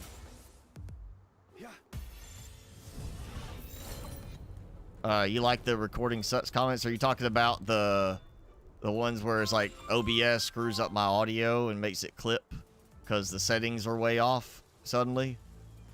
Yeah, I like that. Especially when I put in there, like, even in the video in text saying, OBS foobarred my settings, sorry about the audio. Because it doesn't, it doesn't show me anything until I'm done, like, recording it, that anything's wrong. Like, if I look now, my audio is fine, but I could literally not know that it suddenly, like, just starts popping and distorting, even though the metering shows everything's exactly like it should be. And I've had that where, OBS suddenly showed, like, right now, my mic is on 0 decibel change. But I've had it where I got done recording and found out when I was pulling the audio in that, oh, this sounds bad. Like it's peaking everywhere. And I go back in and suddenly my Yeti audio is like max boost for no reason. Yeah, like I guess you're talking about that one I saw you post a reply to on the guy saying about me complaining about the issues in Asuka. Like, I'm sorry, I'm not gonna sit there and say a game is great if I'm finding problems with it. You want me to just ignore the problems? Like the fact that was it the video the other day where the gatherer, you need to build another gathering marker because I can't find food. And then I go in the area and there's cabbage, carrot, onion. It's like, there's food right here in the exact area where, I was like, oh, I can't find it. I can't find anything. You need to set up a new marker for me to find stuff. I'm like, no, I don't. I need the NPC to work. Oh, the new one I noticed for that. I don't think I actually got to say that in the video. I think it was after the video when I jumped on. The wood harvester NPC seems to have a bug in the looping process, or not even like the looping process for just them. This is the one I'm seeing it the most on. I mean, the gatherer can't find food even though it's there. The stone cutter seems to be okay. It's the wood cutter right now I'm having the most trouble with. And, I showed in video where chop down a tree, go to another tree, chop it down, leave the tree there, don't harvest it, don't carry anything back.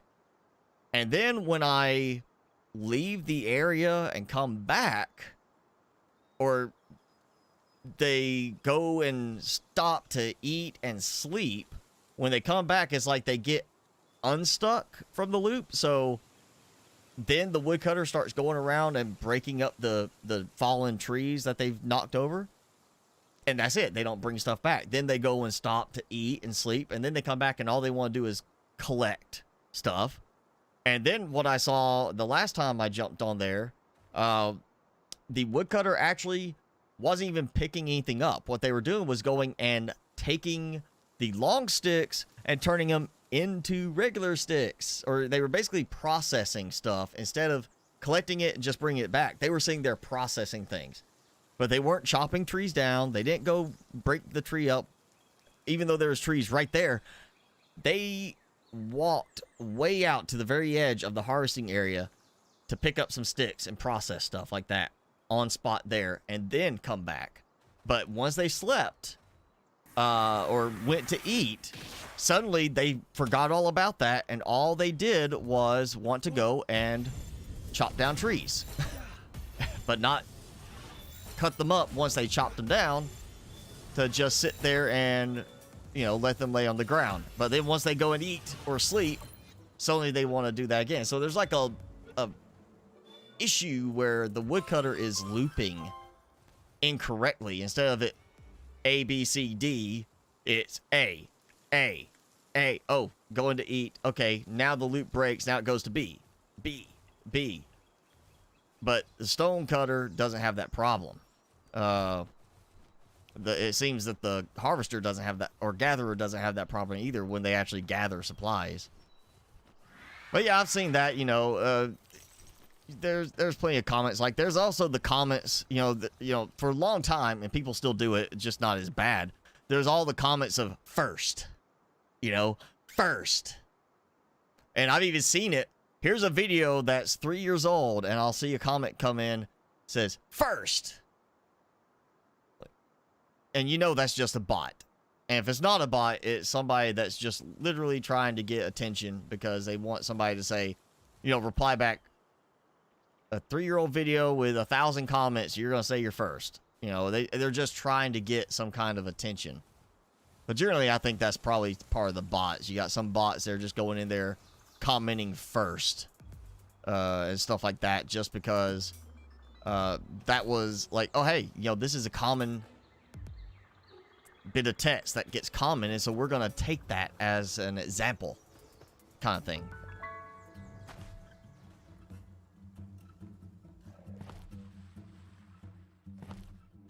Oh, there we go. I'm actually kind of liking these little things right here. Is that? Nope, that's one of the guys. Kind of looked like it was a trainer with like some merchants. That's why I was wondering. Yeah, I still got that. Got me some doggy coins. All right. 2 of 12, so we're about to try. All right, come on. Yep, drop down. So I don't like the fact that you have to wait for them basically to attack for them to drop to the ground. Oh, I love how that one didn't even get affected.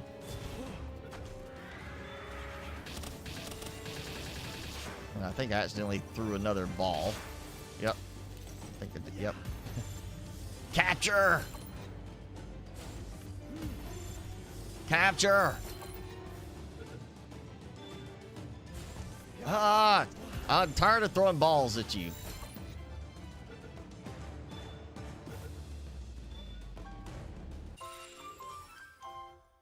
Alright, 4-12.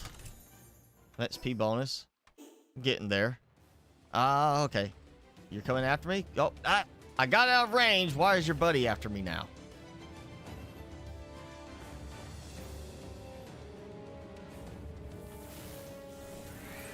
see if I get both of you. Nope. Okay. So,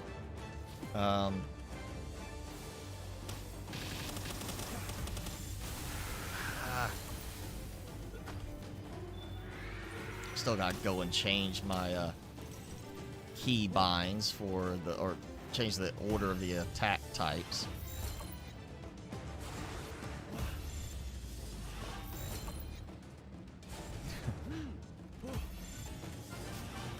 Comment of first. Only almost 2 hours into a live stream. Now, for some people, that could be a legit thing. Like, hey, here, first. It's only been, you know, 2 hours on this, you know, somebody's live stream that they're still, you know, building their audience. But, yeah, that's just funny, you know, seeing comments like that come in. Or, oh, some other ones I see. I love one of the ones I still like to see, and it's not as bad as it once was. But, you know, it still happens every now and then, especially when the Steam sales happen. Because there'll be all these people that go, first time ever buy Subnautica. You know, hadn't bought it before, haven't played the game. So they buy Subnautica, and they go look up videos on it. They get my videos. So I'll get a big influx of views and comments.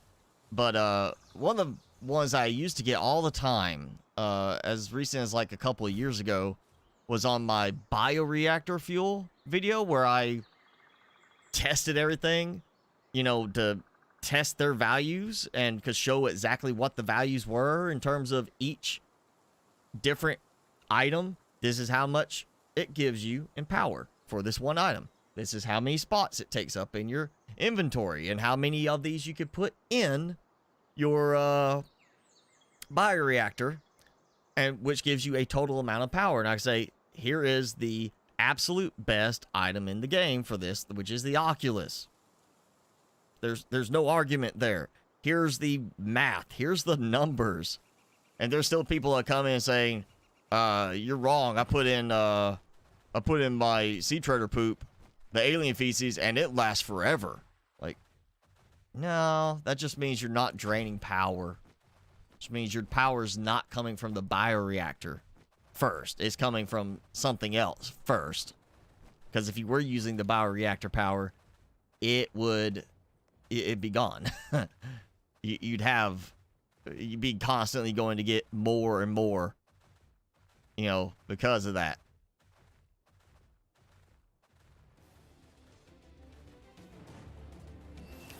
But I love it. It's just like, you know, here's the numbers. The numbers don't lie. And yet you're going to sit here and say I'm wrong because, you know, it appears the numbers are suddenly different for you. I love getting that, or getting the ones that still try to argue,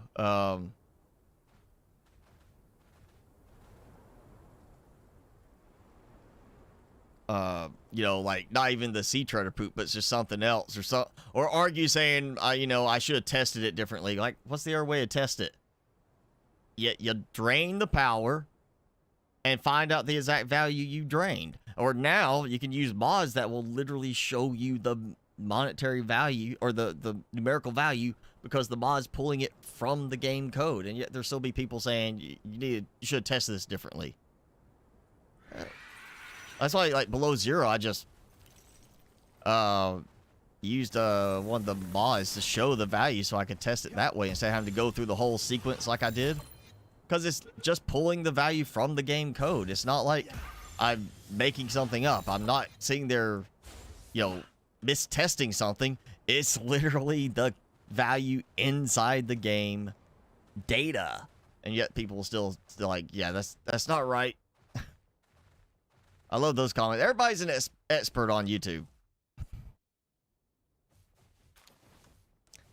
You know, everybody's an expert in the comments. That's one of the jokes on YouTube for creators, is everybody's an expert in the comments. Just that whole everybody's tough in the comments. You know, everybody's ready to fight in the comments because, oh yeah, you can't actually come fight me. You don't know who I am. You can't track me down. You know, if people could actually, like, hover over your name and be able to report, hey, this person gave me a mean comment or said this to me, they challenged me, they threatened me, and YouTube would say, okay, well, here's this person's name, here's their phone number that we have with the account. Oh, by the way, here's the estimated address for their home. Go fight them, you know. People would not be so openly aggressive, you know. But people are brave when they expect themselves to be anonymous, or at least hidden, secretive. I like how it's a Anubis statue for Ministing. Let's see. It's ground type.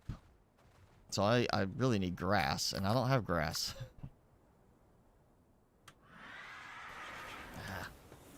We'll go with Bella.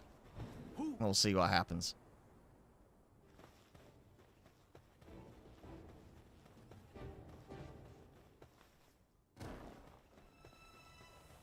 Oh, she's actually doing pretty good. Except for the fact she was like way out there.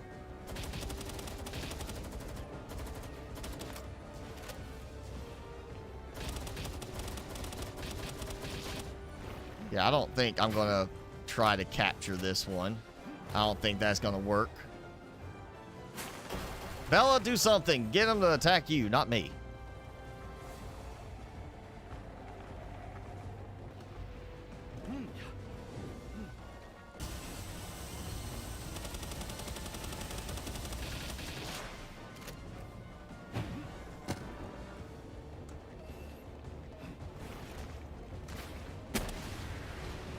Well, that didn't do that much.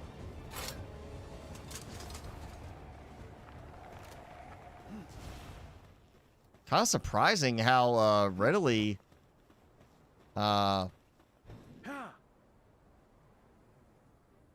like he's being beaten by Bella 7 levels lower, and it's a boss. That does kind of help you know, lend some validity to the idea that Bella is so powerful. Though I think it partly is, you know, depending on the situation still. Oh yeah, look, Captain Midnight taking hits like a champ.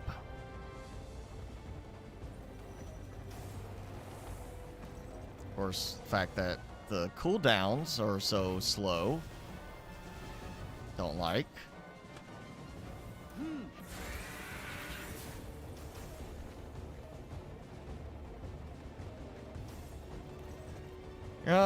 I got 4 legendary balls. We'll try it. Use my balls. All right, come here. Come here.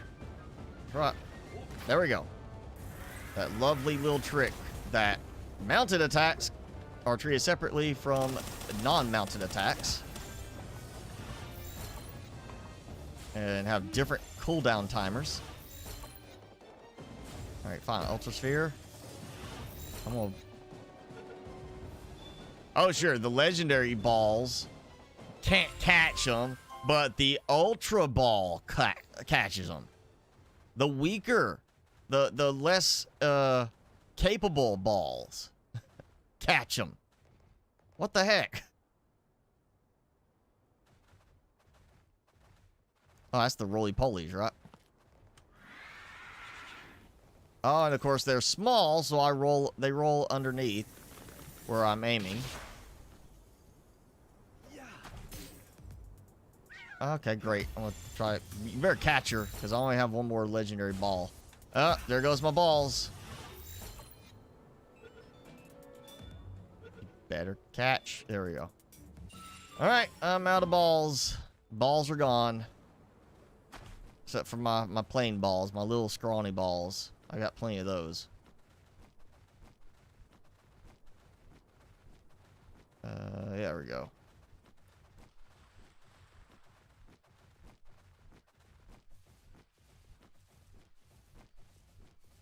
What is it? Have you ever seen that movie, Jay and Silent Bob Strike Back? From the Kevin Smith cinematic universe. At the end of the movie, they got all this money from a movie deal thing.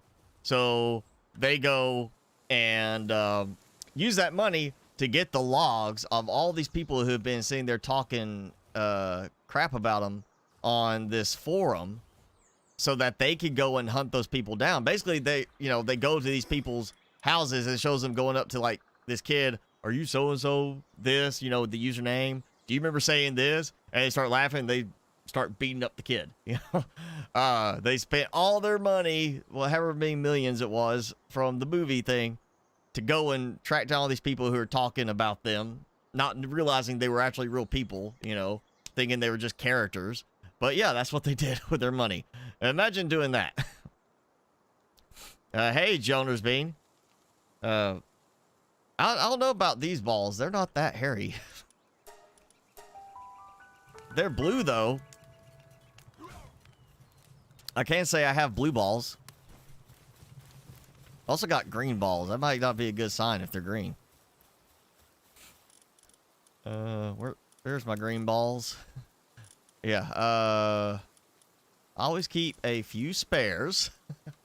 Just in case. Gotta have some extra balls laying around, just in case. You lose your balls, break your balls. Always gotta have some spares laying around. I got 1 crude oil from that. Grenade ammo.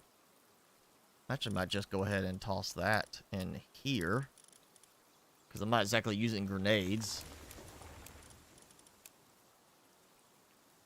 Oh, and flamethrower fuel, because I'm not using a flamethrower. Yeah, I'm going to have to, make another storage thing to help separate some of these things out. Let's see, is that... Nope, that's the loaded... Oh, I forgot about those things. Those new things that are in the dungeons that are so exciting.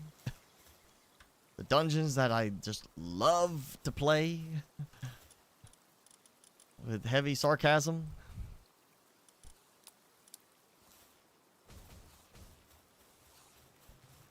$108. There we go. Look at that. They are doing so well over here. He's cooking up a storm. And the other base, they're not cooking anymore. That's why I wanted to have a base that was just cooking eggs or cooking cake. And this one cooking the regular food. No. Now I gotta come here and cook cake too. Because the other base, they have pathing issues with where the cooker is. What sounds terrible, Joners? Oops. No, you used up the 1 egg there, so we're gonna do this one.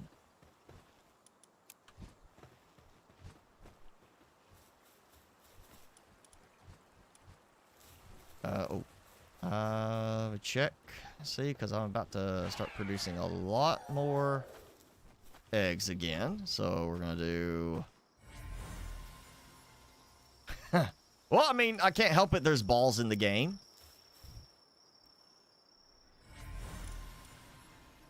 I mean, it's a game with balls, and you play with balls in the game. That's what it is. So I've got 13 eggs to still put in, and I just dumped 108 cake in, so I'm about to have 108 more coming. I might need to go ahead and make another chest here.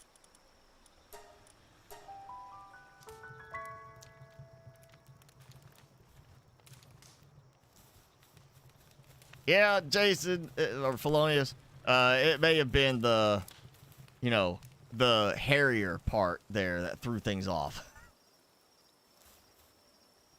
I can say I've got blue balls because I really do. Look right here. They are. There's a blue ball. A sphere is a ball. You can't say it's not a ball. It's a ball.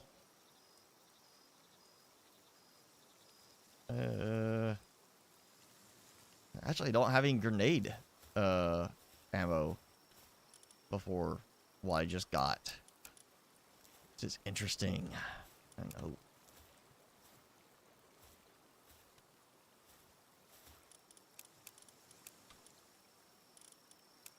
Wish you could make them like priority sequence. Like if there's room here, this is number 1, this is number 2. Start here. If there's no more room for something, put it here. Have it go in the sequence I want. Oh, duh. I need to craft some more. Ooh. Well, I could do 90. That's because of pal metal ingots. We'll do 70. I guess. I'm about to make a bunch more pal metal ingots. Alright, 973. We're going to do just the nice, even 900. That's because of my palladium fragments being... That's all I got. But hey, I got a large number of palladium fragments over here supposed to be getting produced. Not done yet, but working on it. I mean, it did at least make it through 442 by now.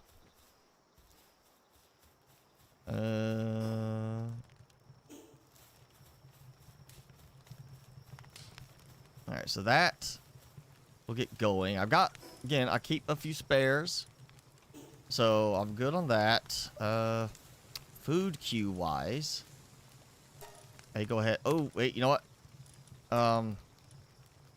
Yeah, let's go ahead and do it. Let's go ahead and pop out like 100. I should have had it deposit over here for me automatically. That's okay. I'll collect it and dump it over there. Jenny's been quiet, but has to, you know, put emojis after we're talking about balls.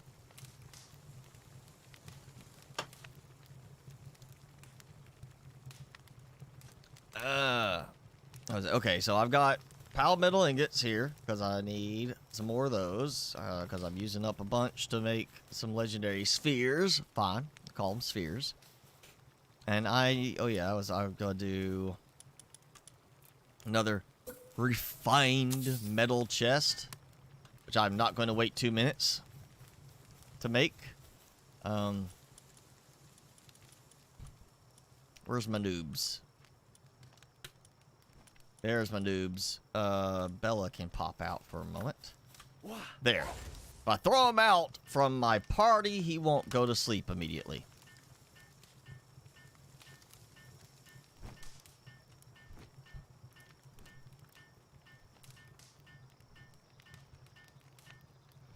There we go. Thank you. Now, back in the box.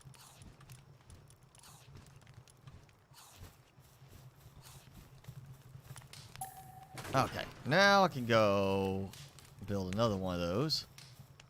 I'm hoping I have room. May not. I have noticed in all the times I have teleported back here now, I have yet to have another repeat instance of enemy pals, wild pals, spawning in my base. I'm hoping that's not going to happen again.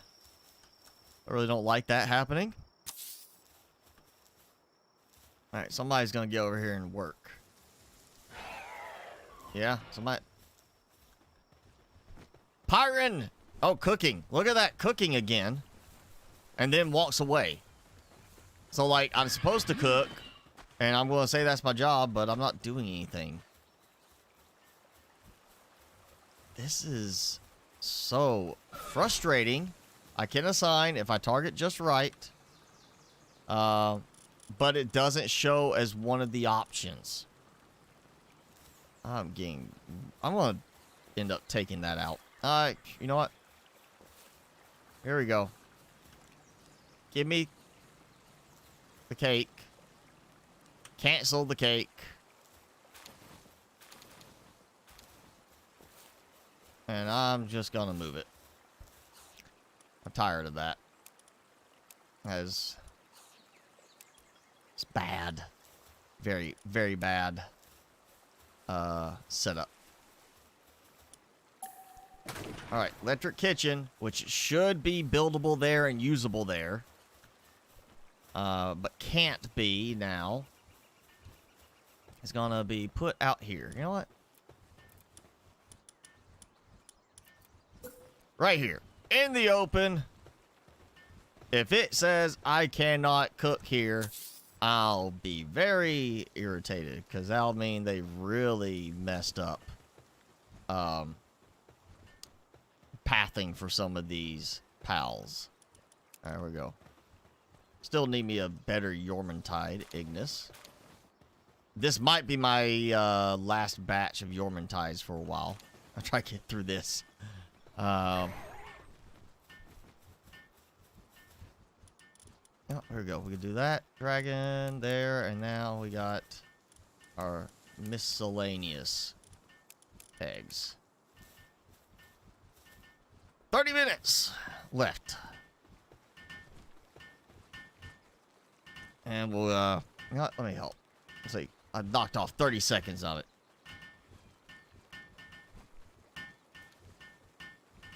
Timmy's laying here like, y'all were talking about balls, but I don't see one to play with.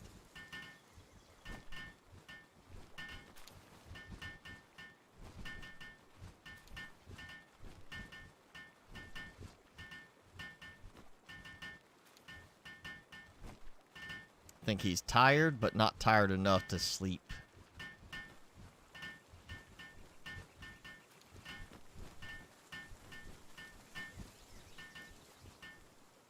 Oh, no. One of them said, nope, I'm gone. And apparently also decided to come up here and drop the item they were transporting.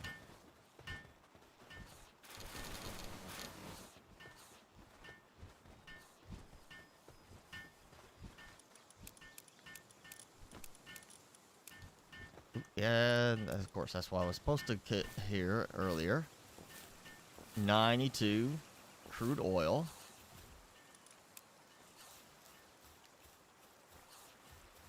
I'm gonna get rid of Pyron, because slow cooker. There we go. All right, here we are. We're gonna get my Yormantide Ignis back out. I can find which one it was I was using. Okay, that's higher level. Work slave. Yeah, there we go. Okay, so might be that one.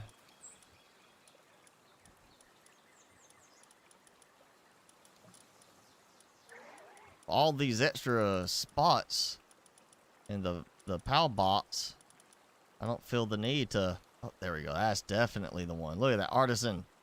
Yeah, I definitely don't feel as much urgency to condense anymore. Fixed assignment fails. Switching to automatic work mode. What the heck? Okay. That one. Yeah, we're gonna take out. Oh wait. Defend. No, I want him to help defend. Yeah. Electric kitchen. So now I can assign him. I can still assign him.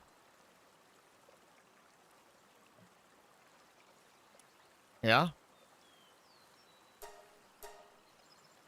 Okay. Why did it say I couldn't assign him when I threw him at it? But now it's saying I can assign him. Let me fix that. I had 7. Yeah, 7. So I had to put it here so it would actually stay recognized. So something about inside the walls still, it causes... It's not even so much the pathing in that case. It's the fact that it would not recognize that as even being in the base. And I feel like, you know, we were talking earlier with YouTube, like they've got issues they should be resolving with bots and such other than worried about ad blocking. Well, you know, ad blocking is make some money. In this case, there are issues they should be working on resolving in this game before adding new content. But new content gives new stuff to draw in attention, turning around saying, hey, we fixed these bugs that was making the gaming experience less enjoyable. That's not as attention grabbing as, hey, here's new content. So they should be doing more to fix bugs like that, where you can't assign something to a production target because it doesn't recognize as being part of the base. They should be fixing that, but that's not attention grabbing. It doesn't help sell copies as readily as saying, hey, here's a bunch of new pals and a new island to explore. And it's the same thing we've seen with Ark. Don't fix bugs that have been in the game since before full release. Release the DLC after DLC after DLC. But leave these bugs in the game. One of those bugs is the one that I've said before. Typically, you know, if it happens, it's one of those things like Satisfactory. I get to a certain point in the gameplay and it starts to feel more like work than playing a game. And I have to, like, push past that if I'm gonna keep playing. Ark, I've had to push past this bug that has killed me so many times that it's just ridiculous. But also in the last time I played Ark, when I was doing the video, I didn't build the way I wanted to originally because of the bug. But I've done it where I've built, like, on the edge of a cliff, like building this on the edge of a cliff, you know, and assuming this was not flat where I just walk up, but I had to kind of step on it. Ark will sometimes, when you run up, you go step, and then boom, I land on that mountain edge right there. I land over there. It launches me that far. Of course, with Ark, the impact damage kills you.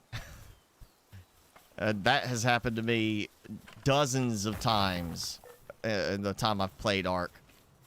In some of the cases, 3 or 4 times in the first hour of a new game save, and that's when I end up uninstalling the game. But, you know, let's not fix that so the gameplay is less frustrating and more enjoyable. No, let's just put out DLC and then another. Part of the reason I can't ever get around to playing Ark anymore to finish actually playing the first map, because of bugs like that should just really be fixed by now.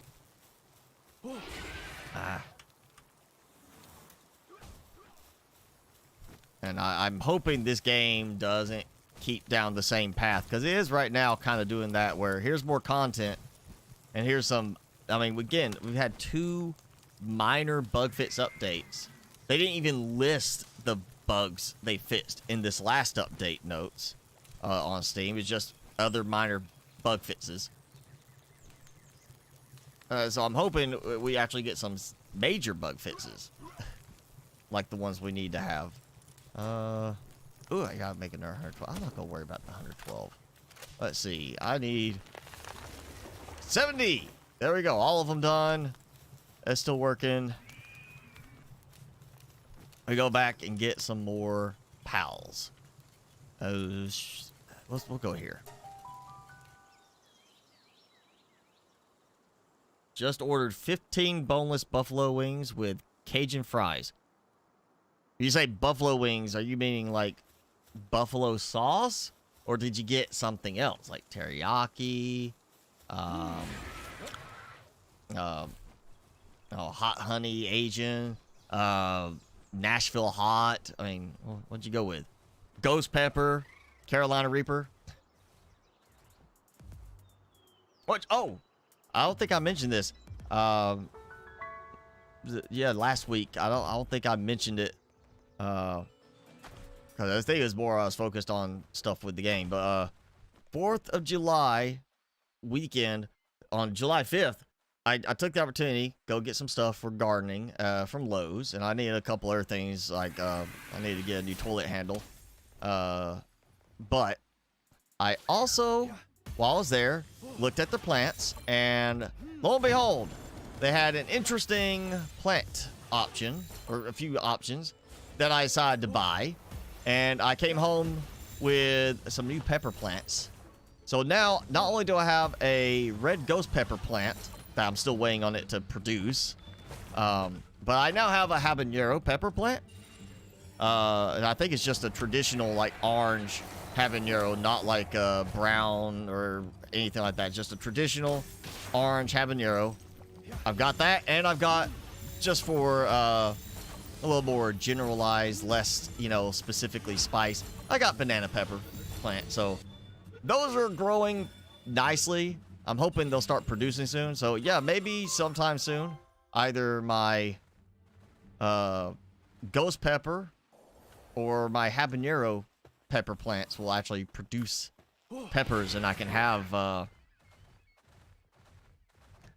one those on the stream, so I can be like, it's not a store-bought pepper, it's actually one I grew myself. That's kind of what I want to be able to say. And no, not the succulents. I used to buy some of the succulents to keep around the house, but now I want to buy like more full-sized plants. You know, preferably utility ones, either produce food or what was the one that I got? Not food producing. I got a citronella plant outside now because I wanted to kind of keep the mosquitoes away, and boy, is it actually helping. It's helping. That, and I got a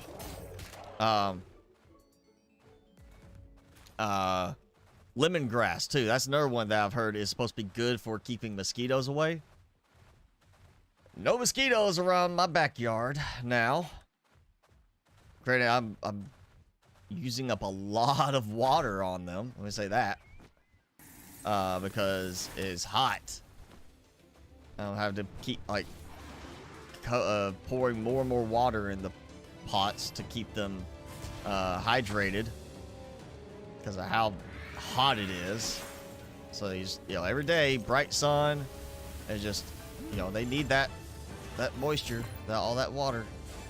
My water bill is going up now, I'm sure. Uses Frank's on its buffalo wings. See, I don't want to add anything to the wings. I want them already be hot. So like Buffalo Wild Wings, if the random times I decide to actually go there and eat, which is not often because man have they gotten expensive, at least compared to other options. I'll do like the half and half. So here's you know, half wet and half dry wings. So I'll do that, and I always go with the hottest on each side. So the hottest dry rub and the hottest you know, regular wet one.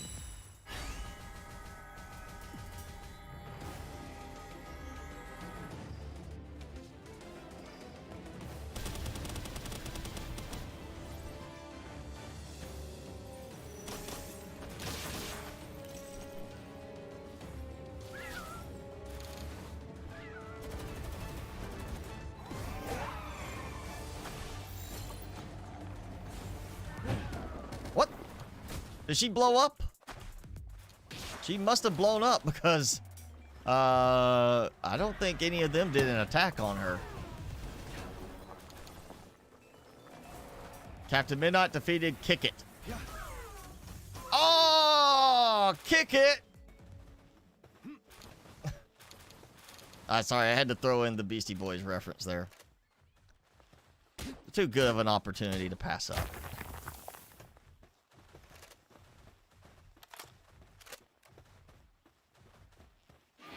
Oh yeah, I saw something about the, well, I mean, you know, to them 78 degrees Fahrenheit is unusually hot, but yeah, it's like, okay, get over it. You know, what about people like in Texas that, you know, without power in this kind of heat, you know, in the middle of the heat wave. I love how not only did the first attack miss, damaging them, but the second attack got used up and then didn't actually do anything.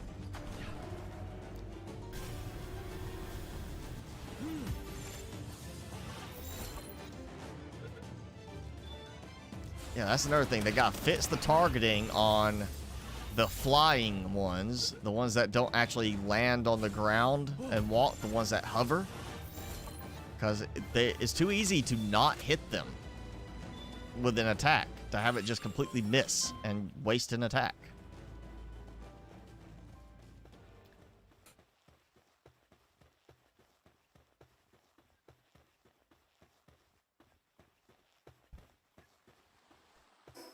Okay, close. I'm getting close to 51. Let's see, what does I get? 51? Ultimate Sphere. I get my ultimate balls. Which to me, you know, saying it's the ultimate sphere kind of says there's no other option beyond that. If it's really ultimate, then it's ultimate. You know, it's like, how do you, if it's the ultimate, you know, sphere, how do you go above that? What, is the next one going to be like Apex Sphere? That's kind of the same thing. Ultimate and Apex, top, best, the absolute best. Would you think Legendary Sphere would be the same thing? I got Legendary Sphere. It's legendary. I mean, it's so good, it's legendary. Oh, now I've got to unlock the Ultimate Sphere. So it does make me think that there's not going to be another type of PAL Sphere released in any of the upcoming updates. Oh, thank you. Thank you. One of each is all I had to do. How great. I have to sit there and spam.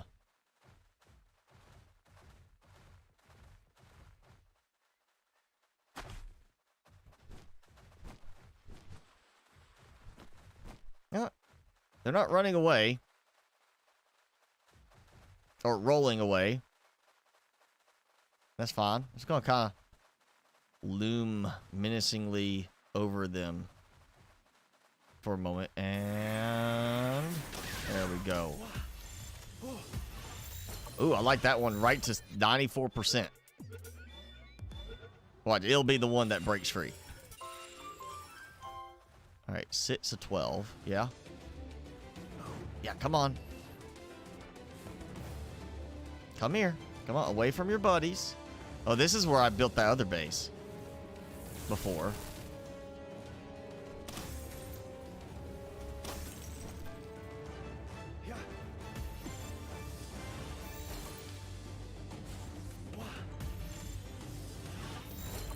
And of course, now I'm going to sit here and just throw all my balls away, trying to catch them.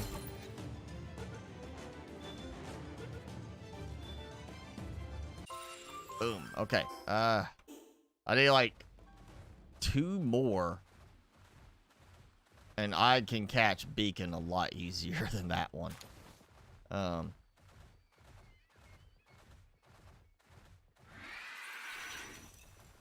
Again, I forget about the fact that, you know, targeting problems with these where, hey, look, he's on the ground, he's low to the ground, so I just kind of, even though I bump into him with the attack, like, I get moved to the side because I bumped into him.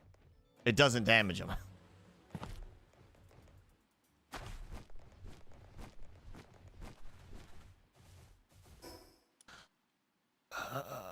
38,000. That was what, 35,000 for that last capture? So I just need like 1 more.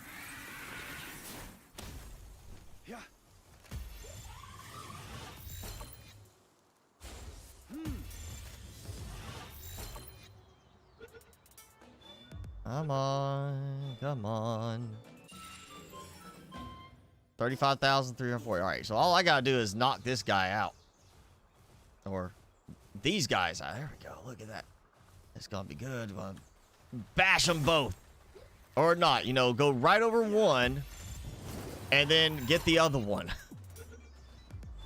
Like, yeah, look at that. I just ran over one, who bumped me into the other one. And as a result of bumping me into the other one, I actually damaged the other one. So, yeah, that don't make sense. Why? Like, if I run up to this and I bump into it, I don't damage it, but then it moves me to the side and I damage this one. This seems like that's a little off.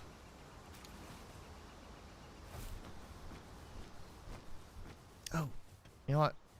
I did unlock the next level, but let's do a dungeon while I see it. I don't know if I've even done a dungeon on this island yet. I have not, because I did not remember that. So, new dungeon. Oh, and I got stats, so we'll start bumping my attack. Yeah, even though you got ways to now bump your stats like that through the little flower things. It looks like it's pretty much, you know, in the one dungeon type, it's got that big room with the big flat round platform, and you just kind of look to the sides or go straight through. It's basically the same thing. It looks like the same connector almost. They just redid some of it. Like, this looks very similar to one of those, you know, yeah, it is. It's the same room where you come to the end, except they added that, and they added this, and suddenly some lag. Over-the-ear headphones with a microphone. Since I don't use those, I cannot say better brand. I want the sword. I want a samurai sword. I will say Razer is definitely overpriced. Again, I don't have a Razer mouse or keyboard because I got... Well, the keyboard's more expensive than a Razer gaming keyboard. You might want to look at SteelSeries, because the keyboard I was using before this was SteelSeries. And that was a good, solid keyboard, and it cost way less than a matching one from Razer. And I'm pretty sure I remember SteelSeries having at least the headphones, and I'm sure that they have a microphone. Now, if you're worried about quality of the microphone, you can actually get the headphones, go for quality headphones, and then I want to say, I think it's Antlion is the name of the brand that makes attachable microphones. They're designed specifically to attach to the headphones, separate like a microphone would be on a headphone set, but it attaches and lets it focus on being a better quality mic, so it's not part of the headset. You can actually, you know, move it to a different headset. And if you want to do that, then you can actually look outside of the gaming headsets. You can go and look for the audio headsets, like for like musicians, because that's what I was using.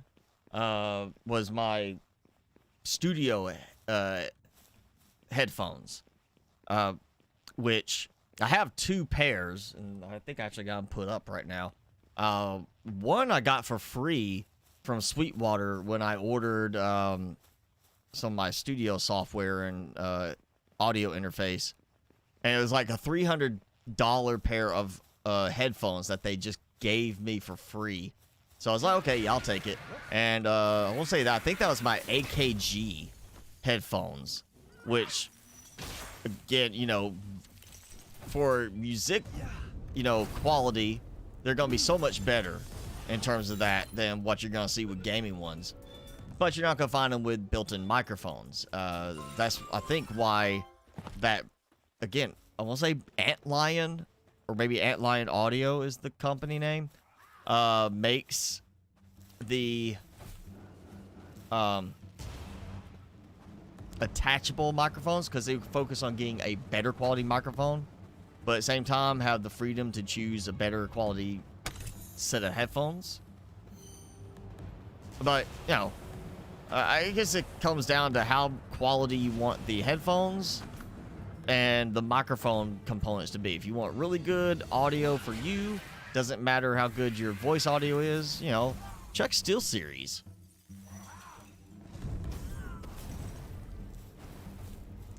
As again, the SteelSeries keyboard I had, I would pick any day of the week over Razer because it was cheaper and just as good quality. I actually had a SteelSeries mat with LED around the edge. I decided I didn't care about that. It was actually, it made the matte edge too stiff. So when I did have my arm or my wrist laid over the edge of the mat, it was starting to get painful. So I got rid of that one. Or it's somewhere rolled up and not being used.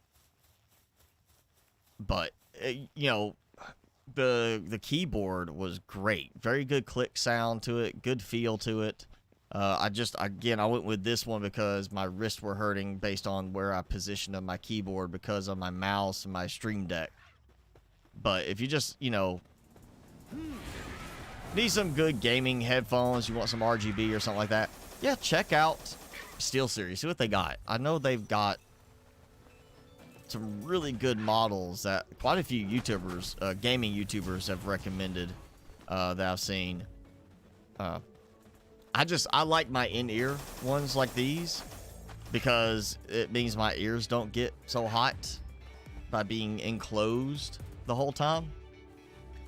You know, it's a little bit more trouble instead of just pop them on. You gotta kind of fit them into your ears, but these are musician, you know, earbuds that are in here. They're not super expensive, but they are, you know, the kit was a little more expensive, so I get better audio. But this way my ears can breathe and not get all sweaty.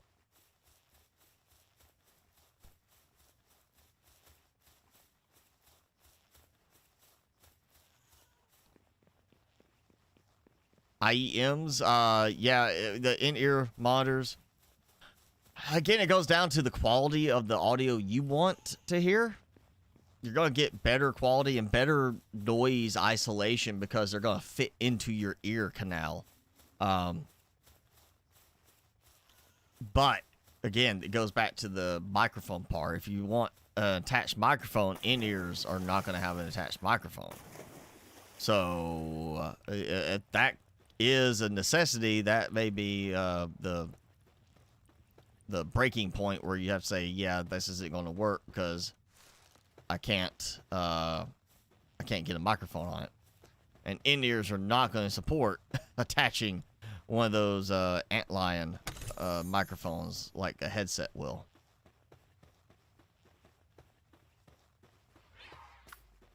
Wow.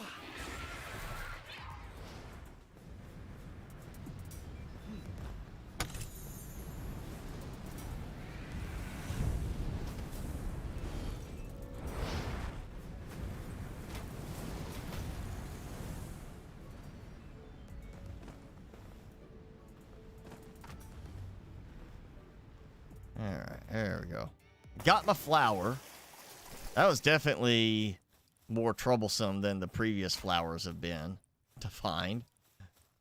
And some of these passages in this one are much lengthier now.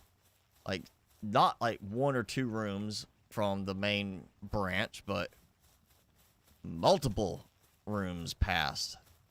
And I still got this to, once I get through here, I got the other side of this tunnel to go.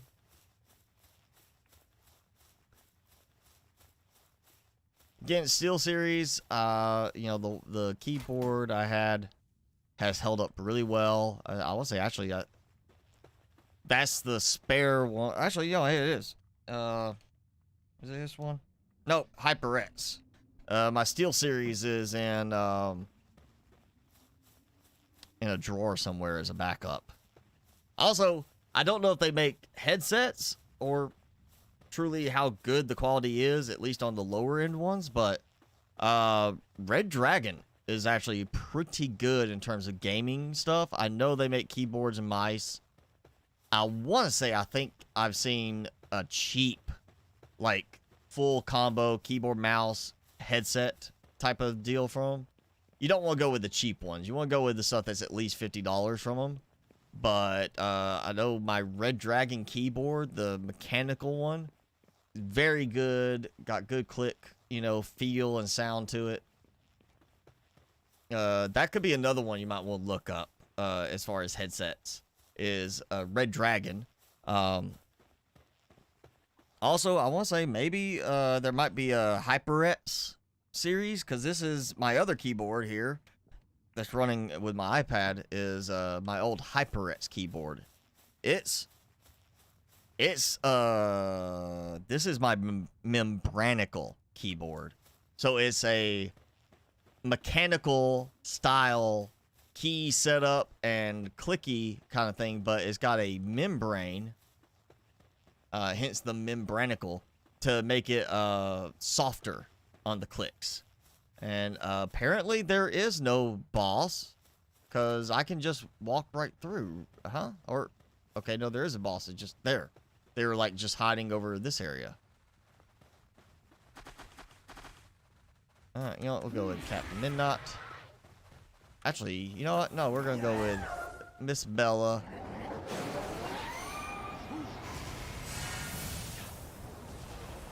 Oh, yeah, look at that hit right there. Oh, yeah, that one.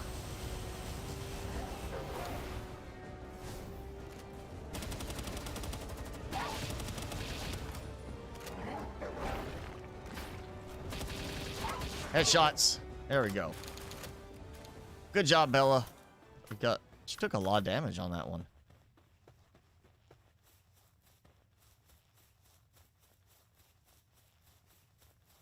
Oh, so your HyperX headphones have a detachable mic. Yeah, as far as quality for price, I would also say HyperX is better than Razer. You know, Razer's kind of like that. They charge so much more because they do so much with like promotion, advertising, that their price goes up because they've got this advertising budget to worry about and try to recoup. Whereas some other companies don't advertise the same amount, and so don't have that budget they have to recoup. You know, it's kind of like, I don't know how they are now, but it used to be years ago, Tommy Hilfiger clothing bought some of their jeans that were like $80 for a pair of jeans. Okay, expensive. And I would think $80 for a pair of jeans, they are going to last a long time. But that $80 is because of the massive advertising budget they had to recoup, because they spent so much money on their ads and everything.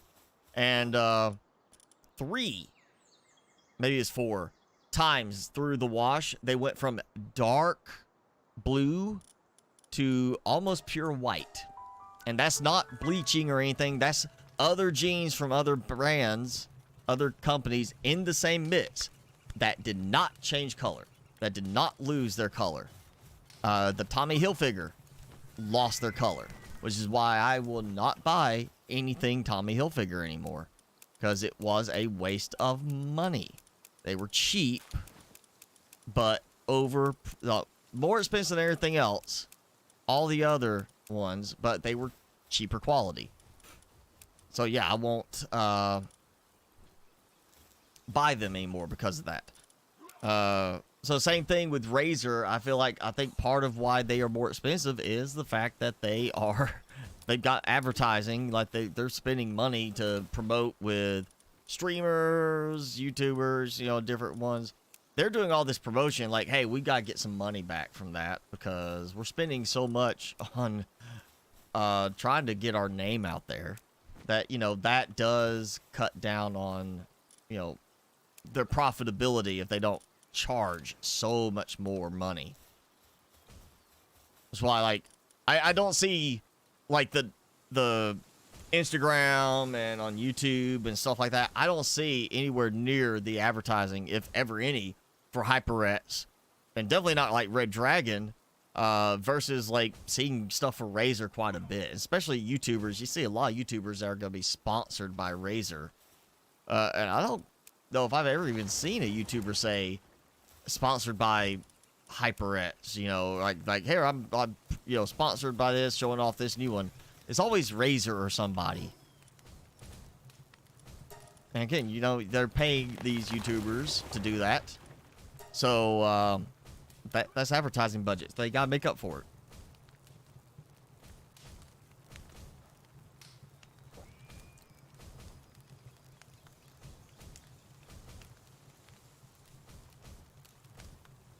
Oh, so the mic on your HyperX has to be closer. I mean, honestly, you want, depending on the quality of audio you want the mic to be closer. That's why you see some people, like especially broadcast stuff, you'll see them with their Shure SM7B, which is a very high quality mic, you know, $300 typically for most of those. And they'll have them pretty close. And the reason for that is to be able to not have to turn up the gain so much. Now, if you get too close, you get into the plosives where your P's and stuff like that will pop. That's why I got the little filter right here to help with that. But if you get too far away, you pick up more ambient noise, room noise, the reverb. So you want to be closer, which might be why the HyperX is partly needs to be closer to pick up better. It also comes down to the mic pattern. Most of those are going to be meant to be very close mic anyway, because on a headset next to your face. I'm sure, you know, even with the Razer, you don't want to be sitting there eating and smacking in somebody's ear, you know? Not closer? Oh. See, that's the thing, like, you know, like, I'm not worried about buying a single brand name to have everything tied together. Like, you've got some of these where, you know, they got the little speakers that light up. You got these little backlights that light up so they could create, like, light around your monitor, up on the wall.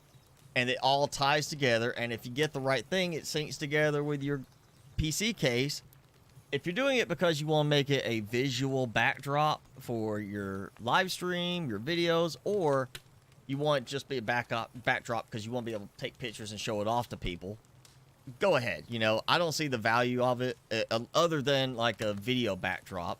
And, you know, I don't know if it's actually active yet or they got it properly working, but Microsoft was supposed to be working on a feature, at least for Windows 11, that they're trying to make it where they can unify the different, like, RGB controllers into one interface. So instead of having to, like, if you don't want to buy all Razer because of the cost, you want to buy HyperX this, Razer this, you know, I've got this Kinesis Gaming keyboard, you know, all of that, they could tie it together under one controller software, and you can actually go in and tell it, hey, you know, change all of them to be red and do a breathing pattern, or change all of them to be the aura color and be breathing, you know, powder, or here's this, and do these rotations. You know, you can have all that in one control interface kind of thing. How did I not put another one in there?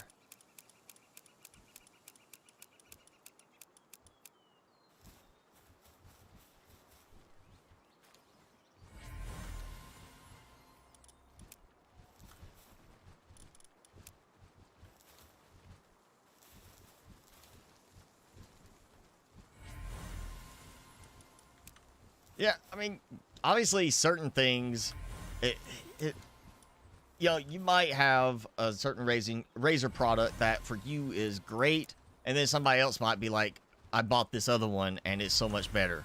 And, you know, it's gonna come down to your personal taste in the end. I had my Razer Death Adder mouse, loved it. Way back when I was playing like Warframe, but then it got to where I needed more than just like 4 little buttons for the 1, 2, 3, 4 on the side. So I went with the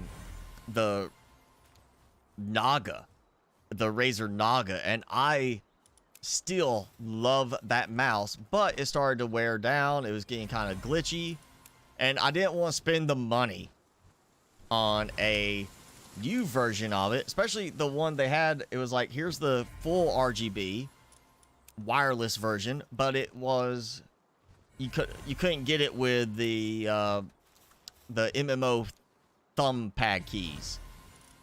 But the one that, if you could get the MMO thumb pad keys with, that one was not wireless, and I want to say, I think it was just green, single color green.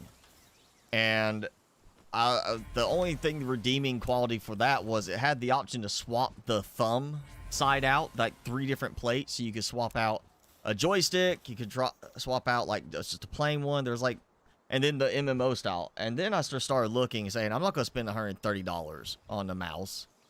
And I started looking and I found this one. And it was good reviews. And it was like 40, 50 bucks. I bought it because it's the MMO style with 12 buttons right in the thumb spot. And it makes things so much easier for me, especially in the building games when you got, 10 options and a lot of them on the toolbar for building items. Not this one, but like when you got games where you could put like, here's stuff in the toolbar for building. It just makes it so much easier than having to stop and reach up for something on the keyboard. Even on a numpad. That's why I didn't worry about numpad on this this keyboard. Because I don't really need a numpad. I got it under my thumb on my mouse. And, less than half the price of the Razer one. But doesn't have swappable. And it doesn't tie in with the ecosystem of, Razer products. So if I did have like a Razer keyboard and I'd want them to sync for visuals on stream, then, I'd have to go with Razer or go with something else. I just like, I like the RGB to a degree, but I don't have to have it synchronized. I like it just look good. It's like having a network rack with all these blinky lights showing you got activity going on. It's just kind of I like it for a tech thing. It looks like something's happening. You got activity. But it's not enhancing anything to have it. I could turn the RGB off on the mouse. It's going to work the exact same. I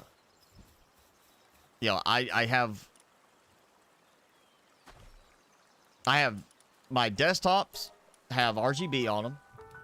But my laptops, I don't worry about RGB because I don't need it to show off RGB. I just need the laptop to do its job and work correctly and have enough power to do what I need it to do, So I don't even worry about RGB on the laptops. But there's people who, have to have RGB on their laptops and end up with this like 6-pound laptop monster with a 5-pound power brick for it.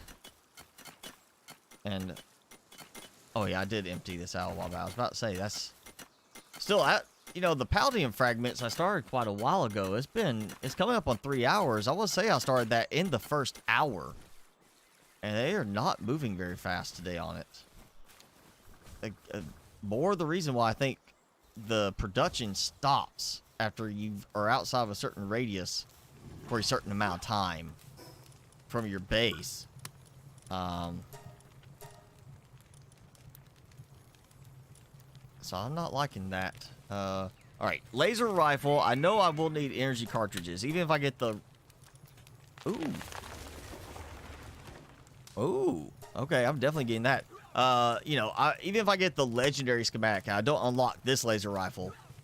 In my understanding, the legendary schematic is a chance drop from the oil rig, which I cannot get to without being just blasted out of the sky. I think I'm going to go ahead and get the laser rifle after I compare the damage. Let's see. 560. Yep. So 560 to 1250. So I got to unlock that. 260 and 600 to 240 and 560. That is not worth the upgrade. Other than if I wanted a different look to it. And it's almost the same, or then it looks like it's got like a little face visor. More than... Like, this one doesn't have the little glass part through it. That one does, it seems. So, yeah, no, I'm not going to worry about that. I do need him to hurry up so I can get the plasteel stuff going. I need 60 plasteel for that. And, ooh. 5 electric organs just to do that? Ugh.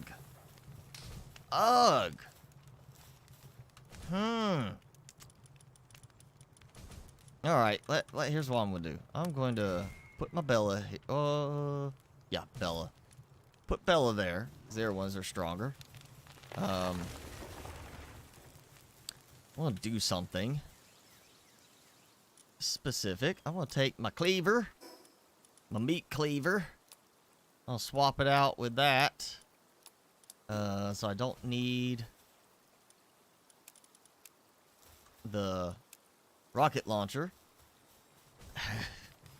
I know I could get, like, depending on the enemy, I could go get a lot of electric organs from certain ones, like more than one. But instead, what I'm gonna do is I'm gonna come here, and I'm just gonna do run around, because hey, look at that! Look at that! Spank it! See that?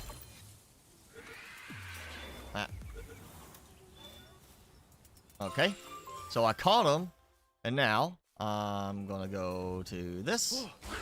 Come here. Okay. Oh, that's right. I don't get to actually, like, chop him. I gotta do it from... I gotta assign him to the base, which I still kind of think is stupid. Why not just let me, you know, chop him up? Great. Alright, well... I got enough capture power. Hopefully. I shouldn't have a problem.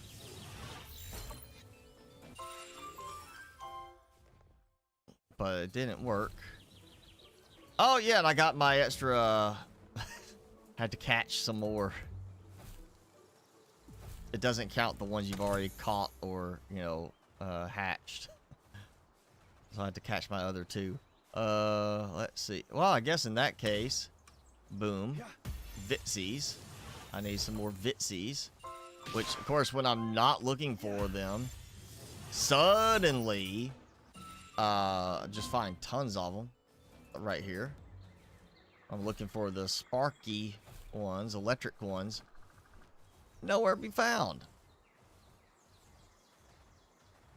There we go.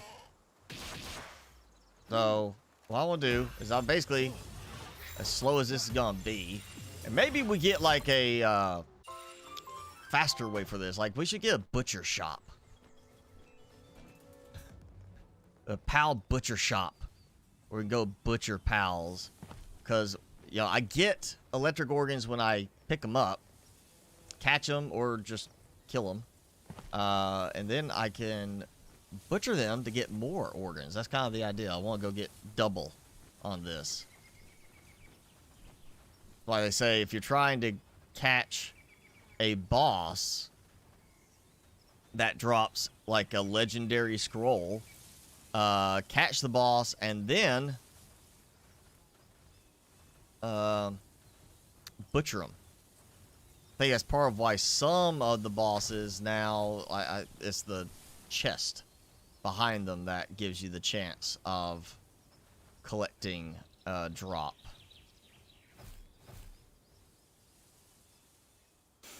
Because, you know, that doubling your chance by butchering was kind of, I technically exploit. Now I can't find any electricals. I got gypped. There we go. Come here. You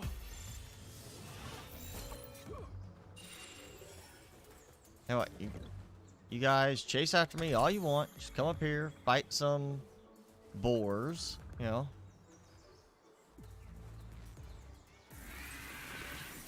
Do this.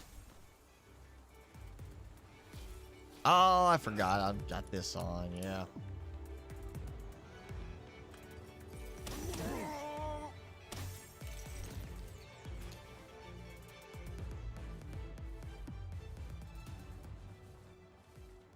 Okay. That is not... I'm not getting the results I was hoping for. Not enough spankets out here.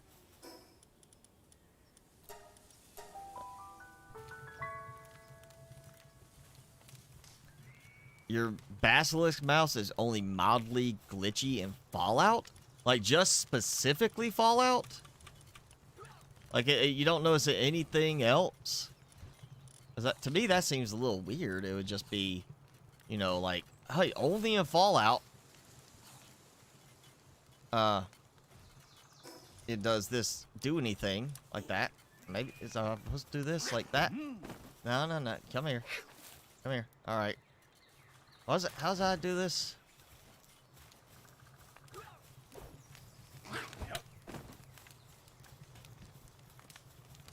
Oh wait, there's right. It's like what, pet? I gotta pet them and then do that. I've already done this one time. Now I can't remember how I did the butcher thing. You know? I remember I did it one time and I was like, that is dumb how they did that. Where'd he go?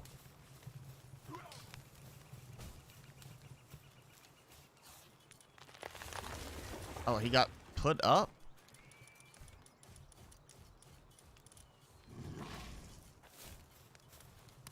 Oh, because I hit add to party.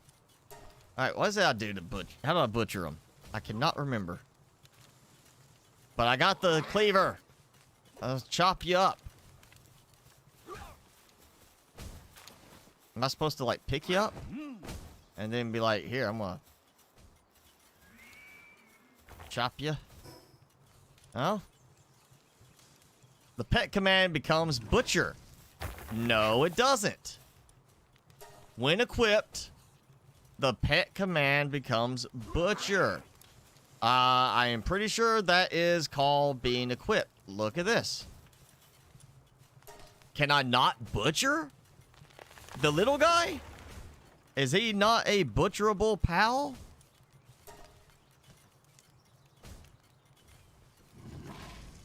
What the heck? Okay, apparently I can't butcher them. So Sparkets are not a butcher-capable pal. Or is it just this one?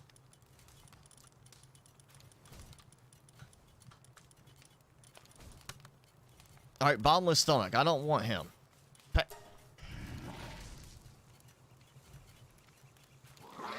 This is, yeah, very, problematic. When equipped, pet command becomes butcher. Well, not equipped. Now equipped. It's not working. Is it seriously only certain pals can be butchered? Or did they just completely break butchering?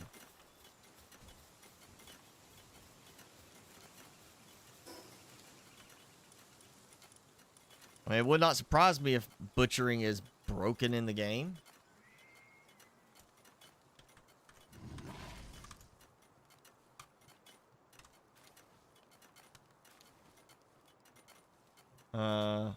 Cannot butcher pals with meat cleaver. That was back in January. You can only butcher them if they are in your party. That's... Well, I had them in my party. Okay. Okay, butchering needs to be redone. This is not very, good.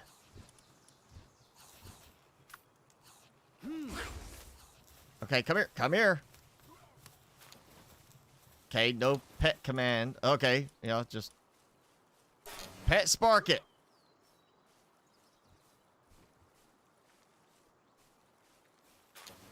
Okay, now.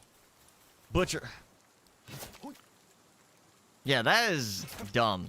I mean, it just says when it's equipped, the pet command becomes butcher command. It doesn't say when this is equipped and the pal is in your party, the pet command becomes butcher.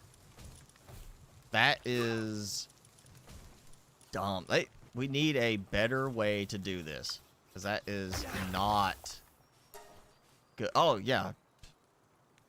throw them out, and I have the cleaver, and it took too long to recognize the cleaver, even though it was already in my hand. Yeah, we need, just give us a butcher table or something like that. Not even a butcher shop, just here's a butcher table, and you just walk up to it, and it's the menu like the condenser. You know, just take the condensing thing and say, here's the butcher table. And you just go up there and you say butcher them and get the resources from them instead. I don't want to sell them. I don't want to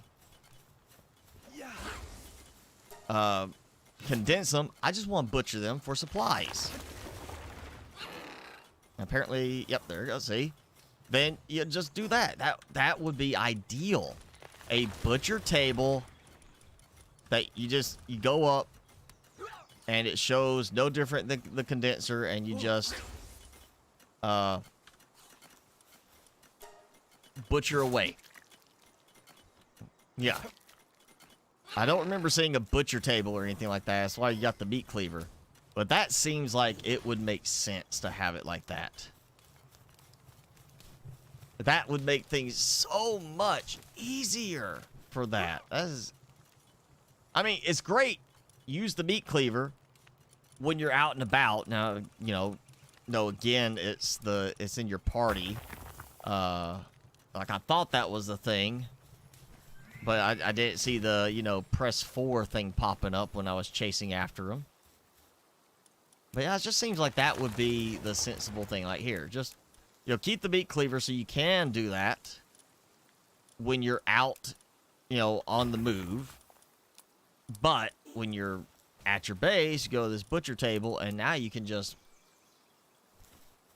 butcher like a dozen of them quickly and easily. Let's hope they implement that. And let's just take it out of the, it has to be in your party thing. It just has to be out. You just spawn out a whole bunch of, you toss them out of the box. They're all scattered around the base. You run up, hit 4, and you butcher them. Because that's what the description says. When it's in your hand, pet becomes butcher. And instead, it's when it's in your hand and they're in your party, pet becomes butcher. But it doesn't say in your party. Let's just take that part of it out. They don't have to be in your party. They just have to be where you see them. And you press 4 and then choose butcher instead of pet. Like, it's unnecessary complication. Okay, that's got 37.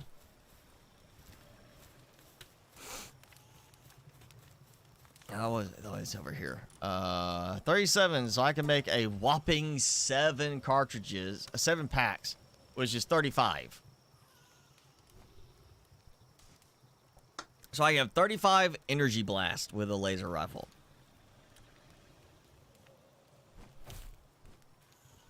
Yeah, no, that's not gonna work for me.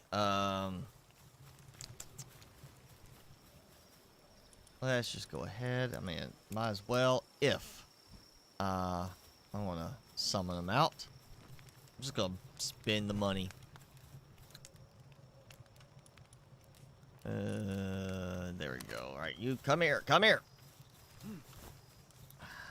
Don't you walk away from me while I'm talking to you.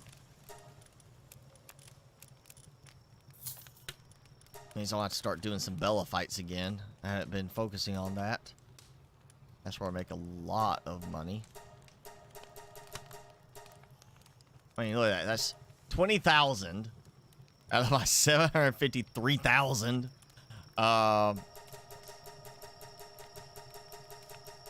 There we go. Just buy it all. Just go buy the organs. Don't bother catching them. Don't do the butchery thing. Just buy the organs. You know, black market organ deals. Yeah. So extra 300. That's another 60 packs. Because basically, you gotta think of it as, I get 5 cartridges. It costs 5 organs, so it's basically 1 cartridge per organ.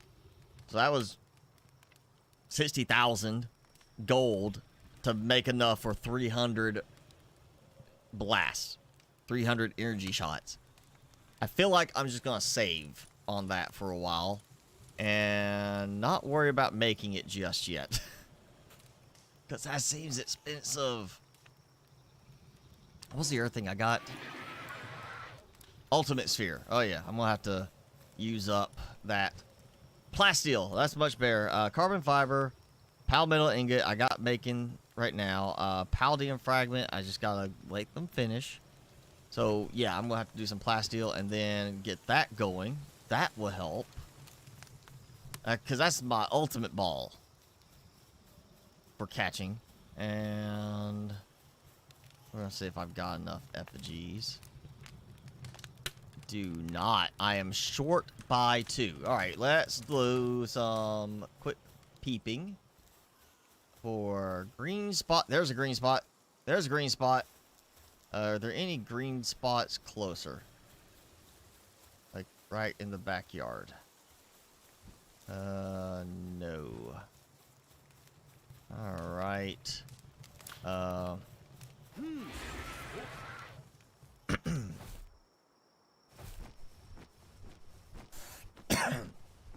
going to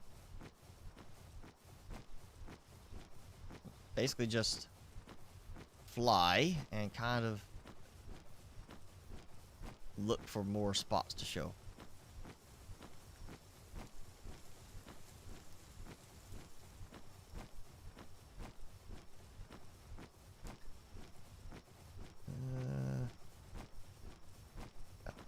Yeah, always use night to your advantage when looking for effigies. Oh, see, there's one right there. Never would have seen that daytime. And again, so many games, C for crouch. Or when you're flying in the game to descend in elevation. But not this. C for do the attack.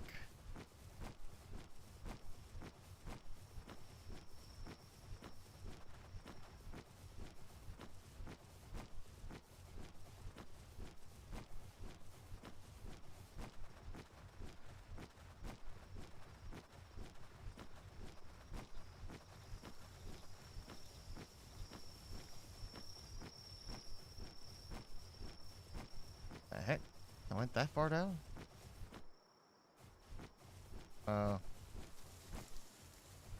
Okay, wait a second, what? Where did it go?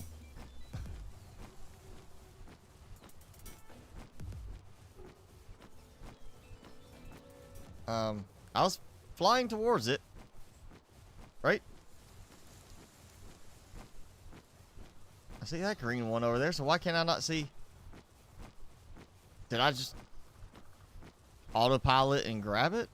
And not actually pay attention to grabbing it?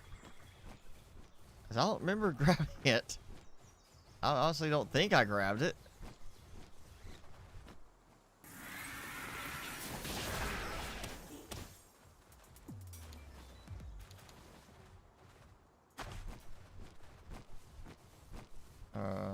Oh, there it is.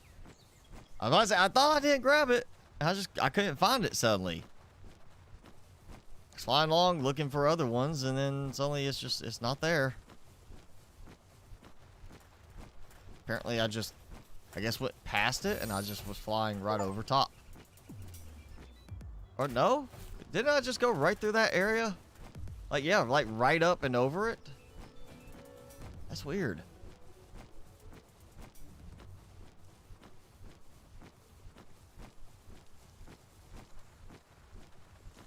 Alright, let's go over here.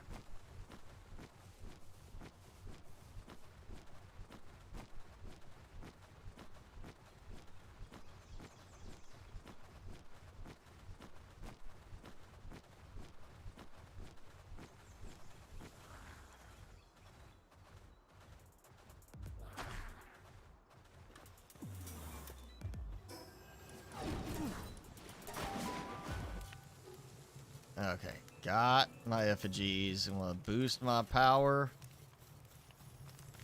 And I think it's time to do some repairs. I probably need to.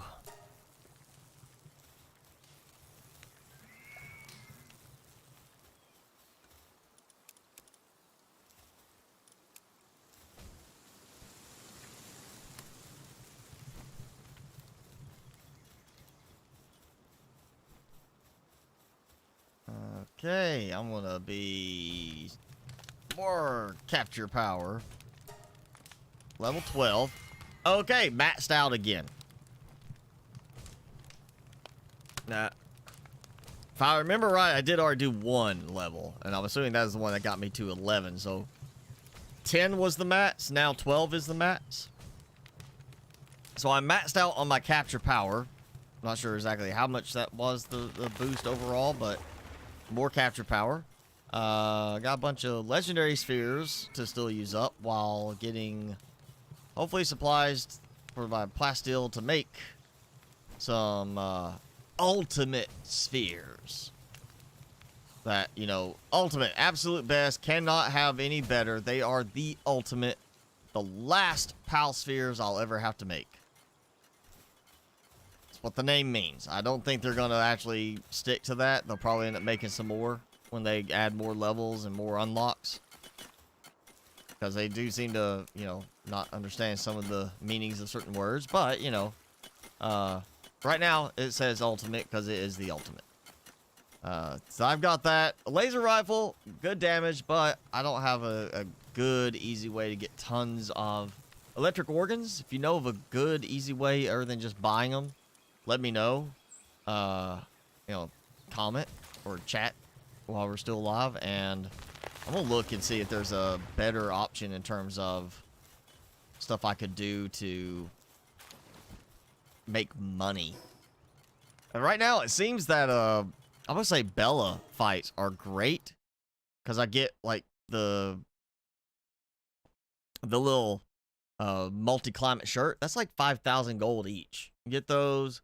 Do a bunch of dungeon runs. You always get the stuff from the chest at the end, and you end up getting lots of stuff that's like, you know, if you don't need it, just turn around and sell it. You know, scrolls and or you know the schematics and such you don't need, sell them, make plenty of money.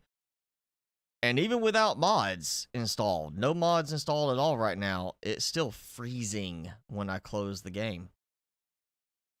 Like, you see the game screen, I see Palworld now loading, and it's not doing anything. So game broke with update. Timmy! You're not where they can see you anymore. You know, you moved to in front of the fan directly. You wanted to be under the airflow, huh?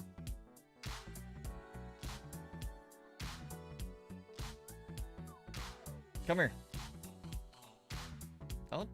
I can't reach you from here to pet you. You gotta come here. Come on, come here. Oh, I got audio. Finally. What was that, 30 seconds to get to the point it gave me audio? I still have no screen. But yeah, this is getting worse. I guess that's not the worst thing it could be, considering, you know, they had to fix an issue with save data size becoming unreasonable on your save files. But still, yeah, this is the worst it's been yet, where it's taken way too long to get back to the main menu even. All right, Timmy, I say I'm gonna reach for you.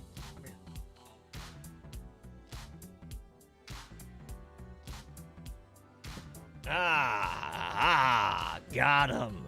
Haha. Haha. Hey, look, just in time. That's what it was. I had to pick up Timmy so the game would finally get back to the main screen. And quit. Quit. Ooh, what you got? What you think? What you think, huh? Think I liked being on the floor, laying down. You started over on Asuka? I'm not ready to start over in that game yet. I'm ready for an update to fix some of the issues with it. Honestly, I'm ready for some updates to just add improvements on certain things. Like, I'm still not a fan of the train leveling and how it's handled. It's not very consistent, you know, on actually leveling to a certain level. Like, oh, you start at this spot and it's this height and you draw it out. Sometimes it will try to level to that height. Other times it will now suddenly, it'll level the corner at the same height where it already is that you started, but then you go and it suddenly drops you down. So you have like this one corner that's higher level than the other part of it. Also the fact that, you know, you can literally swing at the tile to level it, and then you actually swing and hit to the side. That's a problem too. Yeah, the terraforming is a nice touch to have that in a game, because so many base building games, you don't get to terraform, because generally it causes problems with, like, you know, the maps, game performance. But despite as nice as it is to have it, it's also kind of problematic still. It's one of those things like, yeah, we need it in the game in certain areas to be able to build what we want to build, but it needs to be better than the current implementation, because their current one is just too problematic. Especially the NPCs, you know, it's like we need the NPCs in the game to do the automation stuff, but they're dumb right now. You know, it's almost to the point of like, why is the woodcutter even in the game when I'm seeing so many problems with the woodcutter compared to the other ones? Or the gatherer literally is not picking up the food that's right there that I can walk past and see.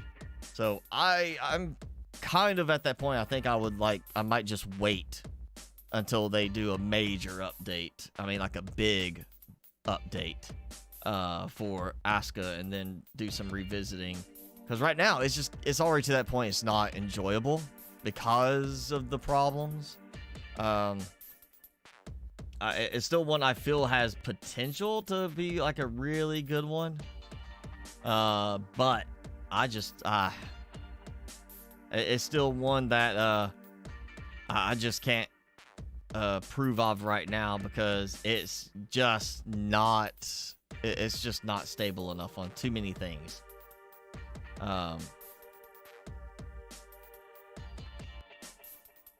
There's quite a few people saying, yeah, it's bugs. Somebody having an inventory rollback. Also, yeah, here's somebody else like commenting about having to repair constantly. Like, it's over the top repair requirements. That's another thing I don't like. It's just too extreme on the degradation. You're just sitting there and it just breaks all the time.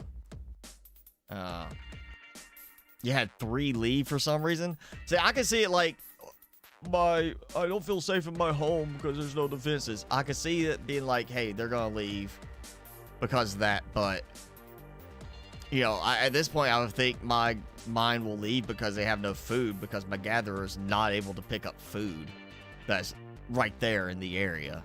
It's like, oh, it wasn't, you know, it actually might be worth testing this now, is get to the point where the gatherer cannot see any of the foods, not picking up any food that's right there.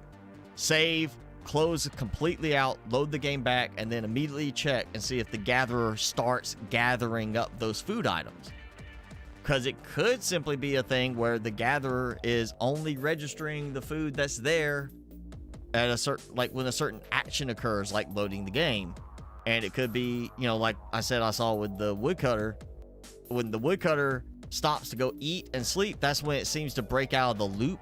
So it's like, here, chop down a tree. Okay, move on. Chop the next tree down. Okay, move on. Chop a tree down. Oh, let me go eat. Come back.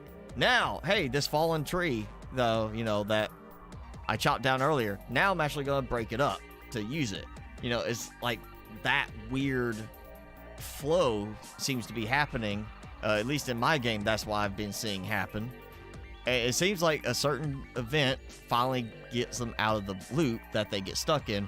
So it might be the same thing with the gatherer person and that. But I know they've been eating food and sleeping, and it's not helping get them out of the stuck loop where they can't see certain food items being available to harvest.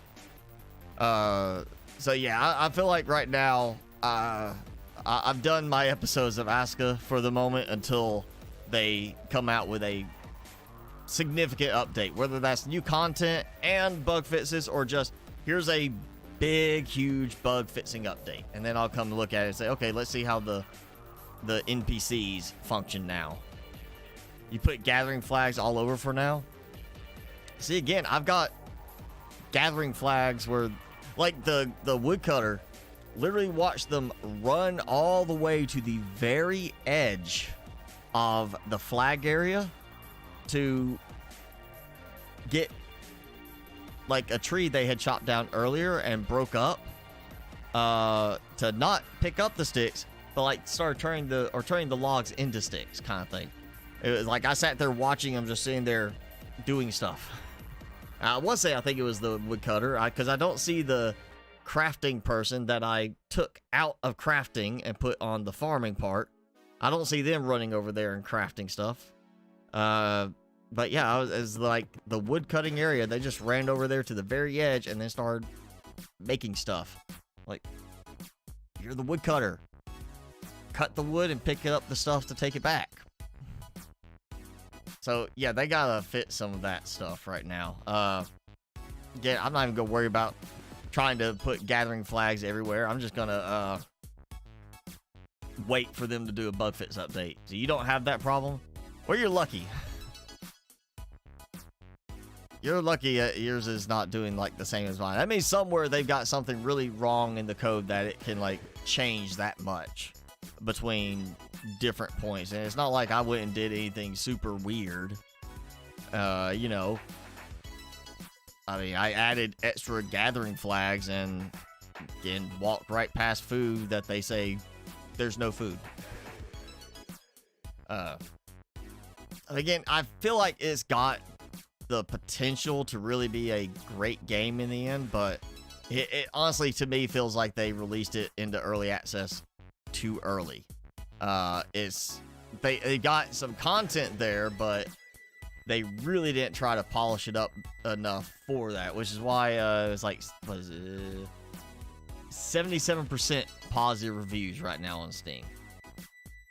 Okay, again, it's early access, but that's not a good start. I mean, to be fair, the Planet Crafter has been in the 5% and higher range pretty much since it, released into early access. I'm pretty sure it's just pretty much always been above 90% for Planet Crafter, even when it initially released early access. So just, oh, it's early access, give it a break.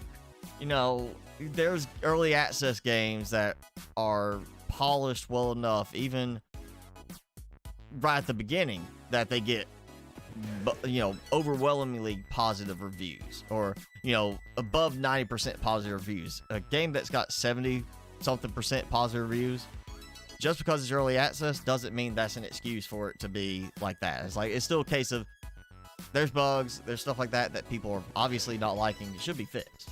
Like a certain space game I'm not going to say the name of now, that we know everybody, there's a ton of complaints about because of it. And oh wow, those reviews have tanked again. 27% positive in the last 30 days for the game that shall not be named. The massive flop.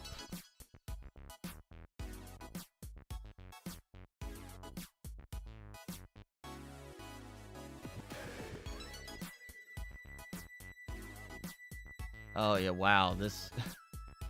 Why did I pay for half a game? I can't play certain parts of the game that I paid for because of content ending bugs. Yep, that's it. Bethesda wants you to spend $10 to buy a single quest mission. Here are some better options to spend your $10 on. Faster Than Light, Gunpoint, Half-Life 2, Lethal Company, Portal 2, Star Wars Republic Commando. Also, I want to add to that list right there, Ark. Because even with its bugs, Ark has way more content and is more polished than that game. And Ark, okay, right now it's $15 for the base game. But wait for sale, the next Steam sale, it'll be on sale for $10 or $5, something like that. So that's another one that, yeah, I don't like the way Bethesda handled the new game. I think that's a really bad one. Your game comes out Monday. You made a game, Jenny? You wrote your own game? Let's see, I'm sure it's one you probably have mentioned. So let me see if I've got it on my wish list to see what's coming out Monday.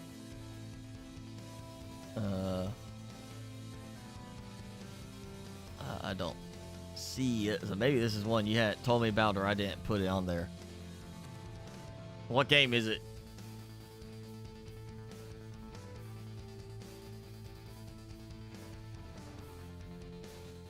I see Soul Mask is doing slightly better on the reviews than Asuka. The Crust. Oh, I think you did mention that one to me.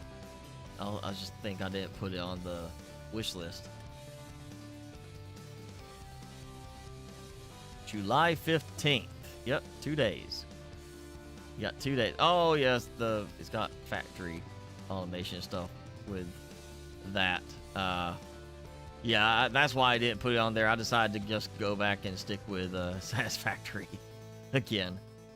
Also, it's more of that top-down. I'm kind of not interested in doing the top-down management games right now like that. Like, you know, like I got Timberborn, which is city management. If I want to do that, I could go play that. I had a developer the other day email me offering a key for their game, which is similar to Airborne Kingdom that I covered at one point, you know, in the streams, and I just don't feel like playing any of those right now. I don't want to go into that top-down management style. So, you know, as one of the things also I think I mentioned in the last video with Asuka is that what's bothering me is it feels so much like it's kind of pushing that city management almost on you. Like it's really more focused on that, and it's kind of taking away from just the survival part of it. Like you're doing so much trying to macro manage stuff and get things automated with the bugginess of the NPCs and such that it is taking away some of the the regular survival aspect for me. No, I'm going to stick with my fun game being right now Satisfactory, because I've made it my challenge to force myself to push through the difficult parts where it feels like it's more of a job than a game. I'm making it like, okay, you know, that whole idea of if you make yourself do difficult things, it becomes easier to do difficult things. They feel less difficult. You don't need so much motivation.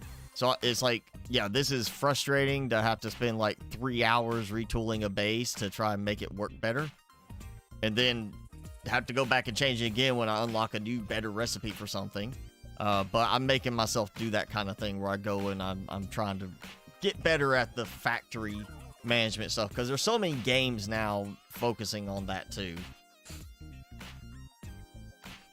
Again, I don't have any incentive right now to play Ark. If I played Ark, I pretty much would have to start over because of issues just from how I built my base and everything and all that, because I wanted that cliffside base. It's performance issues, and some of the other bases, the way I built it, like for like my upper mining volcano base and everything, it's just, I got to that point where it just became there's more of the same repeating stuff of go do this, wait for this to produce, do this, and then just, you know, go try to improve your collection of dinos and such, and, you know, level them up. And it's just, it was starting to feel just way too repetitive, and it became uninteresting.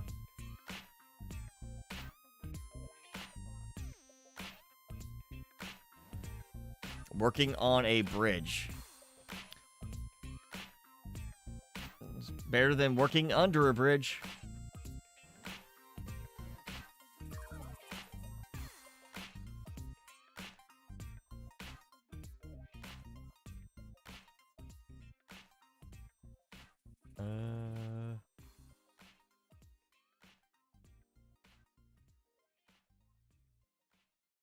trying to look and see some of the other ones that I would, if I was looking for a game to play that I could go back and try to play.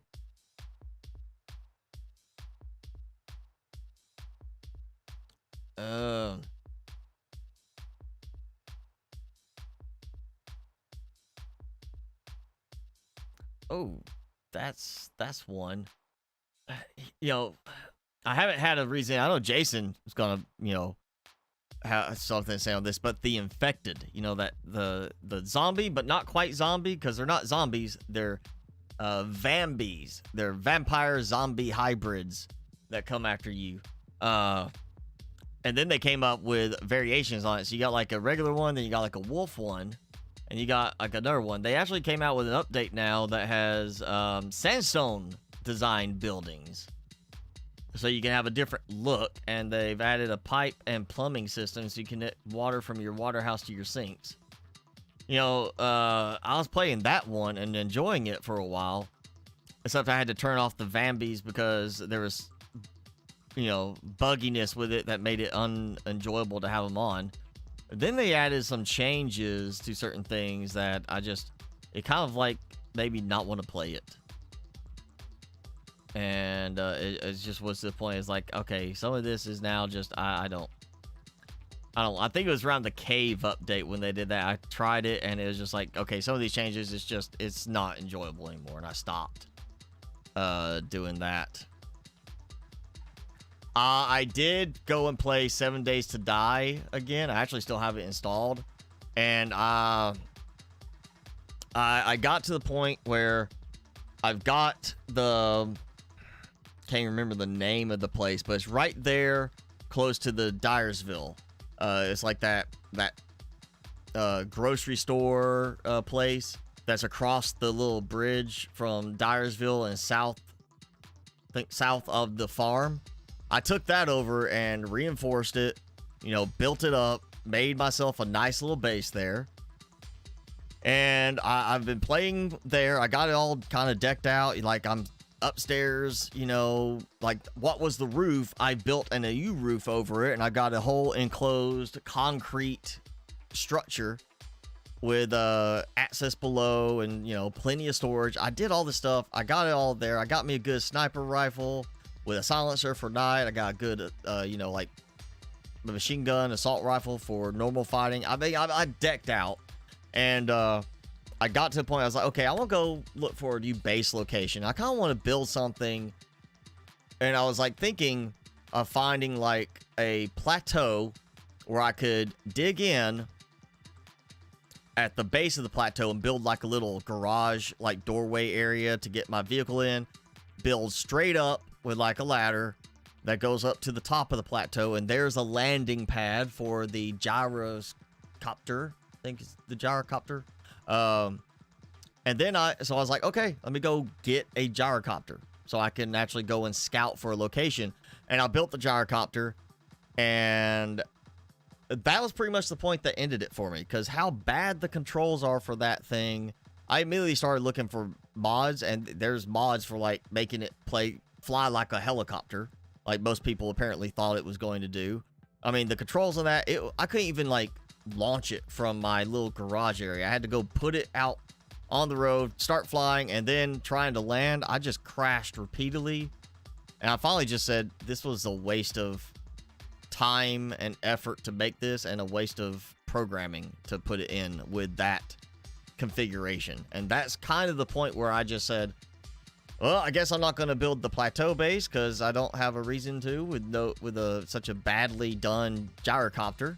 And I started looking at just an underground base, and then I just kind of, it fizzled out, and I've had no interest in going back to it.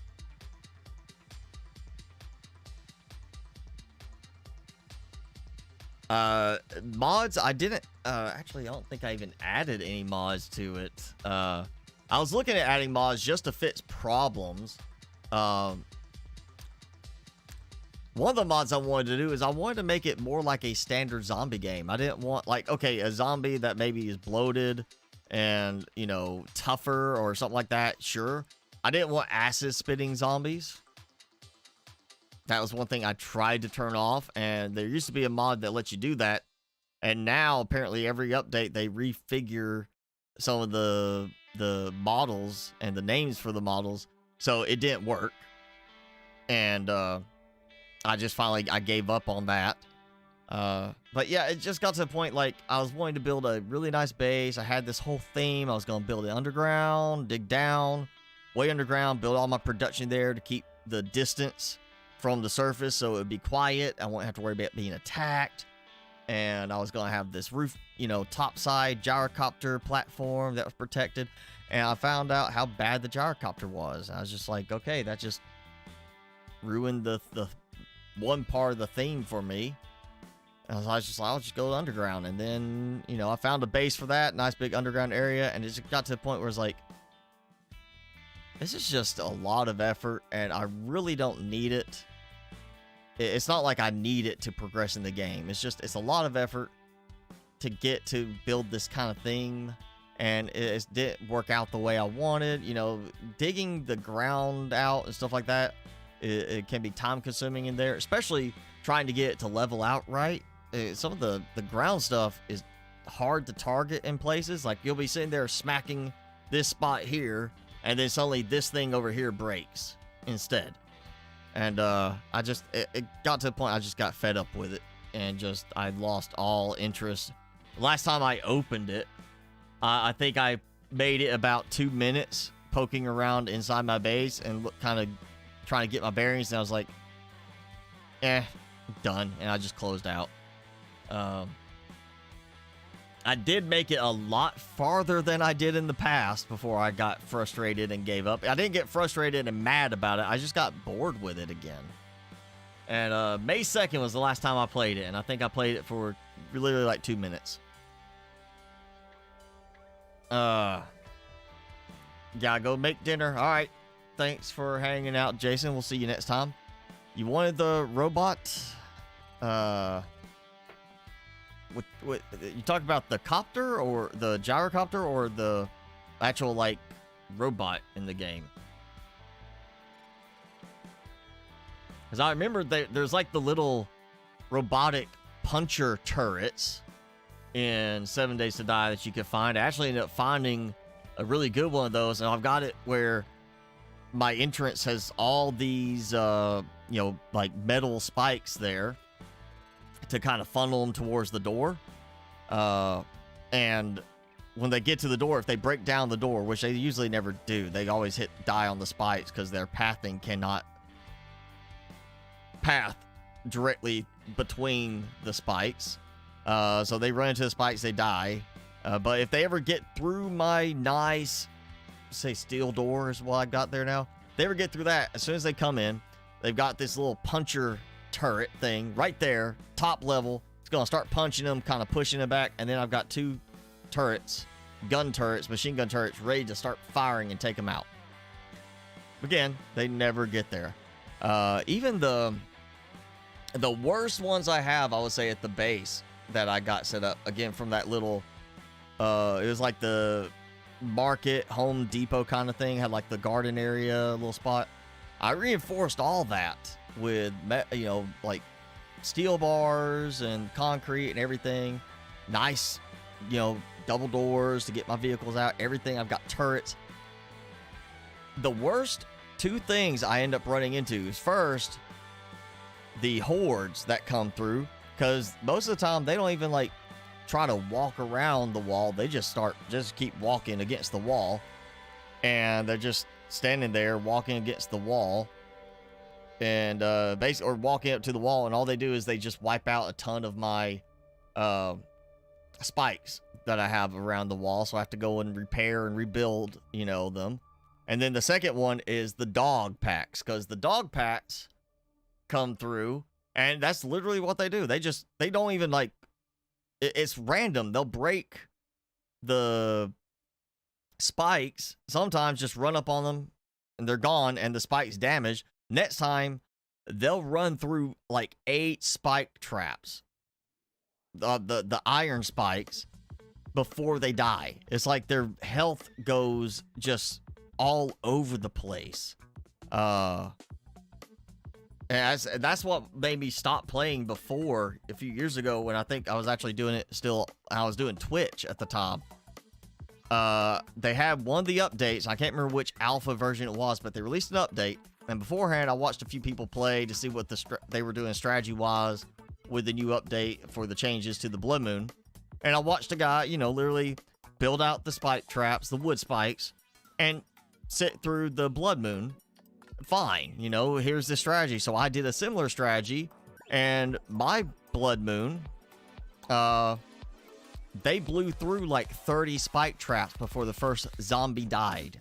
I mean, it's just watch them just run through it, like all the way through these spike traps, going all the way up these, you know, the spike traps to the ground level, climbed up the ladder, all along the rooftop, and basically were a few feet away from me within the first 10 seconds before that first zombie died, and then killed me. And when I was going back, I mean, it was like one bug after another. You know, their health was bugged. They blew right through the spike traps like they were not even there. Like, it took no time for them to destroy the spike traps. Then it goes that when I came back and I was going there, I got my bag and I was trying, like, no zombies anywhere. You know, respawn, there's no zombies. It's a Blood Moon. I make it back, get my bag. I'm going back to the farm. I get killed by a zombie that just appears out of nowhere. Just one. And then it's like I finally, you know, a few more problems, get back to the farm where I had made my base, my actual base, and then the other spot I was at was my Blood Moon defense spot. I get back to the farm and my the land claim block is there, but it's been deactivated. My bed's deactivated, all that's deactivated. None of it worked. And I go back to the farm, and now suddenly all the zombies have respawned in it. And instead of fighting me and actually, you know, doing like they did the first time, they just start swinging at the walls instead. They're not even coming after me. They're just trying to break through the walls, and they just start destroying everything inside. And that was the point. I just said, done. This update, you know, whichever alpha version it was, I was like, that just broke the game for me. And I had to stop playing, and I think it was probably 3 or 4 years before at least 3 or 4 years, however long it's been since I played streaming on Twitch, is to, like, in the last year for me to finally get back to playing 7 Days to Die. It was just one bug after another in that update, that major alpha update, and it just, that like hour it took for me to get through all that, it ruined the game for me at that point, to where I could not even be bothered to look at it again until in the last year. And even that was because I was going to try to cut out certain zombie types in order to make the game more enjoyable, because I didn't want to have zombies spitting acid at me. But that didn't work. So Timmy, give me that look. He's giving me like the sad look, like I want to go somewhere. You want to go outside? You gotta go out backyard, outside, go pee. I saw that his ear twitched. You know, it flapped the ear, but he didn't move up. He just kind of twitched his ear on one of those. All right, we'll go out. Okay. So thanks for hanging out. We'll do this again. Well, I'm going to think about it. I might decide to try going to something else next week, because you know, there's some issues with this update. I'm going to see if I can find a better way to get to the oil rig. If I can figure out a way to handle the oil rig without getting blown out of the sky every time I'm trying to approach, yeah, we might try getting into the oil rig a little bit next time. But that's it for today. Thanks for hanging out. Go enjoy the rest of your day, weekend, and be safe. We'll see you next time.